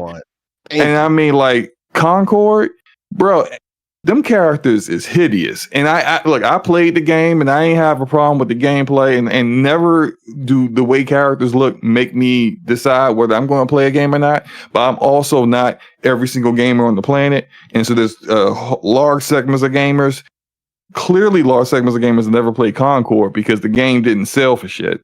And you got all these people who are just like, they look at the game and they're like, oh, hell nah. They don't know what the gameplay look like.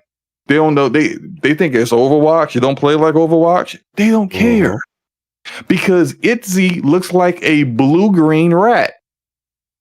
And they don't want to play as a blue-green rat.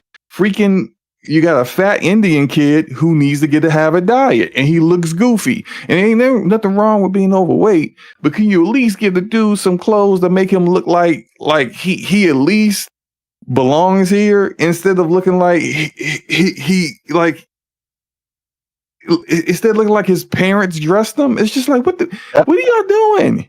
And it's just it's this mentality some of these developers have where it's like, oh, let's put the pronouns in there, which I don't care about the DEI shit. Like those people are weirdos. But it's just like, let's put the pronouns in there and let's have all these characters covered up. And it's just like, do you not like pay attention to what people care about? Yeah, it's just like, do you not care about what people care about? Because people want to see, and whether you think it's wrong or not, whether you feel uncomfortable with it or not, they want to see a half-naked chick with big titties and a fat ass killing people in a game, even if it's first person. They don't care. They want that. They want to see a dude with a trench coat, double shotguns, blowing people's heads off. That's what they put in Overwatch. Yeah. You don't see the unattractive, unappealing characters marketed in Overwatch. Those people are in the background. Those are actually good characters, but don't nobody make the mains of those characters didn't get Overwatch to play as Roadhog. They got Overwatch when they saw Tracer and Widowmaker. At one point, all I thought was Tracer and Widowmaker because that's all I've seen. Exactly. Right? After you get the game and you play as those characters for a while, then you say, damn, this Roadhog guy keeps whipping me with a chain and killing my entire squad. Maybe I should go play as Roadhog. You ain't never seen Roadhog on any marketing for Overwatch. Because Roadhog looks freak. He looks like he's a half-naked fat guy with like a pig tattoo on his belly button. Ain't nobody trying to look at that. Yeah, and I'm not super critical. I'm not super critical about like, the looks, rather the attractiveness on characters, right? I know that's a big thing in games. Well, they're not attractive. It is the big, discourse right now. Oh, they're not attractive. I personally don't care about that. That's, that doesn't matter to me. But I do like the characters to look cool. You know what I'm saying? Exactly. Looks sleek, right? You don't got to be attractive, but like when you look at some of the characters in Concord, it's like it's like somebody who can't dress. It's just weird. Because it's like, bro, it's like you're a game developer. You could put anything. It's not like there's a limited wardrobe. You could put anything on these characters, but you dress them. You dress them like a junior high school kid going through a weird phase. You know what I'm saying? It's like, bro, just make them look cool. They can look strange, right? They can look alternative, but you could still make them look cool. And those designs just don't. Yeah, look, that character Itzy looks like she lives under a bridge. Like she don't look like. What? She looks like if she wasn't a blue-green alien and she was a human being dressed like that walking up to me, I'm expecting her to ask me for some money. Like that's the way the character looks. I mean, like, it's just weird that you have a game that's been in development for a number of years and we understand how like these characters, like the initial game design won't be the final look. It goes through many different iterations. How did you end here? Like, how is this the last final game design for this character? It's like they don't know what the community cares about largely. And I'm not like I played that game. I played Bleeding Edge. I don't really care about how the characters look. I care about how the game plays. And if I'm having fun with it, then I'm fine. But I'm not everyone, clearly. And there's a lot of people who do care about that. And it's like, you can't just ignore that segment of people simply because, well, I mean, that's not how I feel about things. I want to make a character that just looks like this, and what's wrong with that? Ain't nothing really wrong with that, but you can't market that. And if you can't market it, like, this is a business. If you can't market it, you can't sell it. And frankly, I mean, I think if Fair Game's characters look like that teaser trailer, I don't think they're going to have that problem. But marketing wise, Sony has marketed Fair Games the same way they marketed Concord. They gave us a teaser trailer, and that was it. And then with Concord, they gave us a teaser trailer with a sandwich and a spaceship, and didn't no one know what the heck that meant. And then they spent over a year saying nothing. And then out of nowhere, they hit us with like this really expensive CG trailer that no one cared about and no one was really into what the heck was going on, and then showed gameplay that didn't quite land with people because they didn't know what the actual game was supposed to be.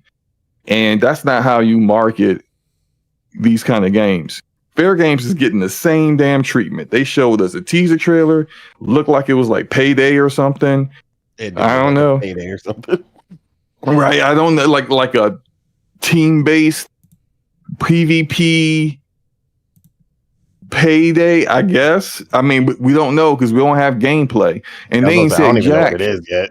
Yeah, they haven't said jack since then. They showed it the same time they showed Concord, and they said nothing. They're doing the same exact marketing they did for Concord. Raymond's game. Fair game, right? You know, who's been living off of the clout of, hey, I made Assassin's Creed. I'm like, I don't know how. I don't know if there's anybody else who's like seen more promotion and success off of other people's backs than Jade Raymond. I ain't gonna lie to you, man. Like, yeah. Well, at one point they were.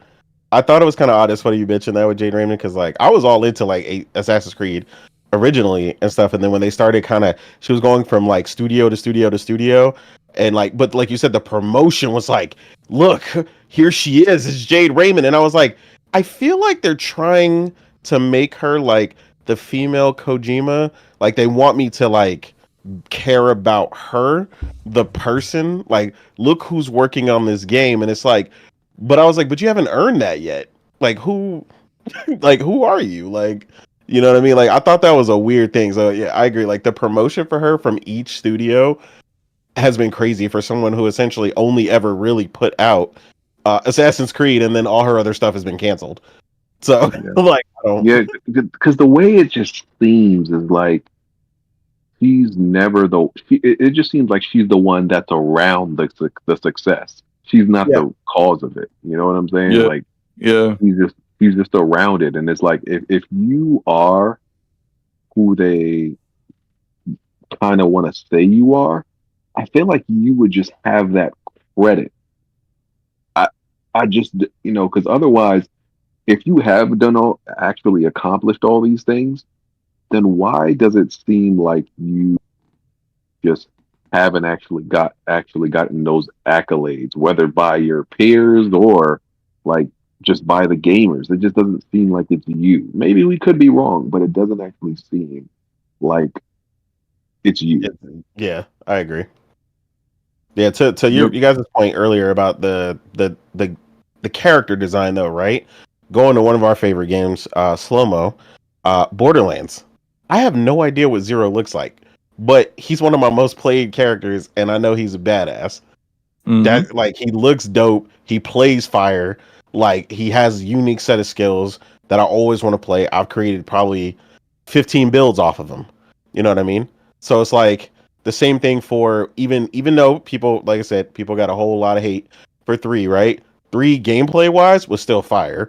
And a lot of the characters on there were dope. The way their mechanics worked, they looked cool. Even like the I can never remember her actual class name, but the Mechamancer or whatever she was, something like that. Mechromancer, yeah. Mechromancer, there you go. Yeah, like I love that class. I went from like, what the heck is this? To like, yo, this is so dope. Like I could do this co-op build. I can make them really tiny and run around and just destroy people. Like that's what I'm talking about. Like I wanted to play all of those characters, and that's what you want to give when you see that stuff, right? And to you guys' point, even when it's first person, right? Because that's first person. And even though I never played Apex Legends, but that's mainly because I just wasn't into the first person battle royale vibe that they were putting down. But the one thing I could tell you about that game that I have seen that I still thought was dope was a lot of the character designs. And I've seen, because I watched my friend play for a couple years, I've seen a ton of the skins. And then they have legendary skins and some of the other stuff they would do. And all I could tell you, I couldn't name a single character in that game, but I could tell you a lot of the skins that people love to go for in that game are legendary. They look amazing and they make people want to play that character. Like they look fire. So it's like that's a really important thing, an element when you're designing a game. It's right next to what my personal favorite, the power fantasy. Which is something that Borderlands does really well as well, making you feel strong, but you also got to look the part too, which is again why they have the skin system the way that they do in Borderlands. And what was the first thing when somebody hops in a game and sees you with a skin they don't have? You got a copy of that? Where'd you get that? Like people want to know immediately, because they know that I can see that even though they can't see it, they know when they go into the menu system or I'm looking at them, I'm seeing this dope skin that they got that's mad rare from doing like this crazy hard boss or something. That's what you want people to feel like. You want to give people a reason. And I feel like in Concord's case, I never had a reason at all to play it, to be interested in it. The most I was interested in it was that trailer that they put out before that was CGI, and I was like, this is exactly why I don't trust CGI. Like, and I hate CGI trailers because again, it gave me this certain vibe that the game was going to have. And I was like, oh man, this is about to be like some single player Guardians of the Galaxy, go crazy with it. Like, all right, we about to go crazy. What is this? This looks crazy. And then I found out what it was. And I was like, oh yeah, I'm good on that. Like that was it. That was the end of my hype. Yeah. And also with Concord, the one concept of the game that's unique and different, that's innovative, is the whole My Crew system. And so the way it works is you pick a character, and then when you die, you could then choose another character, and that character that you had previously passes on a passive ability or skill to the next character, and you can kind of like, based upon the passive abilities of the entire roster, create your own crew, where by like say halfway through the game you could be having a character that has like less recoil when they shoot, a longer damage range, faster reload, stuff like that. And it's just like that's a bit different in a hero shooter than what other hero shooters are doing. When they had the betas, they did not explain this well at all. They had it all explained in like text that no one was going to read. They didn't have a tutorial in the betas, so a tutorial should have been like walking people through how to play the game. I literally played both betas and did not know that is what was a mechanic in the games that I was playing until someone told me. And I'm like, that's a failure on the developer's part for me playing your game and not knowing what these things mean, because you didn't find a way to actually make it so that the before the gamer even gets into the game, they understand that. Now, compare that to Fragpunk, which I played that beta. Fragpunk is essentially Valorant with a card system. But you can't even play into a single match until you do that tutorial phase where you actually see how the controls are like. You see, basically, it's literally Valorant. Like, it's just no different than Valorant. But then they show you the card system, and you have to actually do the card system to progress further in the tutorial to then actually get into matches. So whether, like, even if you got the kind of gamer that doesn't quite pay attention and does not going to sit there and read through all of your hints and tips, that's like this long list of crap. For them to even get into a match, they have to know how this works and actually play it and use it. And for them to not even do any of that, but then you have tutorials in the final release, I'm like, well, it's too late, because you got a game that's not free to play. It's an upfront cost to it. And the people who played the beta didn't know you had these mechanics. Maybe they would have liked that stuff. You don't know because you didn't tell them. Yeah. Exactly. Well, gentlemen, I do need to wrap up on that note. It's 11:30. I have to get up early tomorrow morning. So, but first of all, big shout out to everyone in the live chat. Thanks. Thank you so much for joining this evening. Please hit that like button if you haven't done so already. Like and subscribe, or I already said like, geez, I'm tired. If you like the content here tonight, please consider subscribing, hitting the bell notification so you're alerted when we go live. I want to thank our two guests this evening, Nate, who's with us on Friday as well. Nate, thanks for coming back. Really appreciate the time absolutely. as always, man. Yeah. Looking to get your thoughts on Space Marine 2. May have you come back on the show next week to discuss that as well. Also, big shout out to BG. BG, thank you for joining us again. I know it was I appreciate you answered the call. And it was kind of a last minute today, but meant to reach out to you earlier in the week. It just escaped my mind, unfortunately. But thank you for joining us again. I don't know if you want to be found, BG, but if you want to plug your channel, let everyone that can find you, please do so. Yeah, Broken Games HDR, and Weapon Wheel is on Sundays. Thanks for the invite, Brett. Absolutely, man. Anytime. And Slubbo, great seeing you. We've missed you. Your buddy, your sidekick, Forte, was on last Friday. So always great to see you, man. Oh, he was? Yeah, he was on. Showed up. Good for Forte. I never get to talk to him. Even though we got stuff that we need to handle. He just pops up and Where's he if you been, say man? there's a pie, you know what? That's what I need to do. I need to, in order to get Forte to talk to him, I need to create like fake podcasts and just like throw it out there, and he'll pop up. Then that's how I'll do it in the future. Yeah, like what is he's been like MIA. I think he's playing EA Sports College Football right now. That's what he's been doing. He's playing a lot of EA College Sports. So you got a show tomorrow, Slubbo. Plug DPS. Yeah, DPS channel, Damage Per Second podcast. We got our own channel. The show is only on there now. It's not on our Slow-Mo Backslap and Game and Forte channels now. So yeah, come check us out tomorrow, 9 p.m. Eastern Standard Time. We're gonna have a good time. Forte will be there. He'll be hosting, so expect typos everywhere. Expect the audio to not work correctly initially. Just things I want to warn people ahead of time. We'll get it figured out, but it's typical Forte. Shout out to him. No, man, man's not even here to defend himself. But by the way, Slow-Mo, if you haven't read the news story about the Washington Commanders VP of content, check it out. The Commanders what? VP of content, vice president of content. He got caught on video saying some dumb shit and now has been suspended. Oh, it's bad. Oh, you gotta send that to me. I gotta see that. It's on ESPN. It's yeah. He was caught. He was videotaped on a apparent date. This journalist set him up kind of and asked him very pointed questions, and the idiot answered these questions very honestly and he got himself in trouble.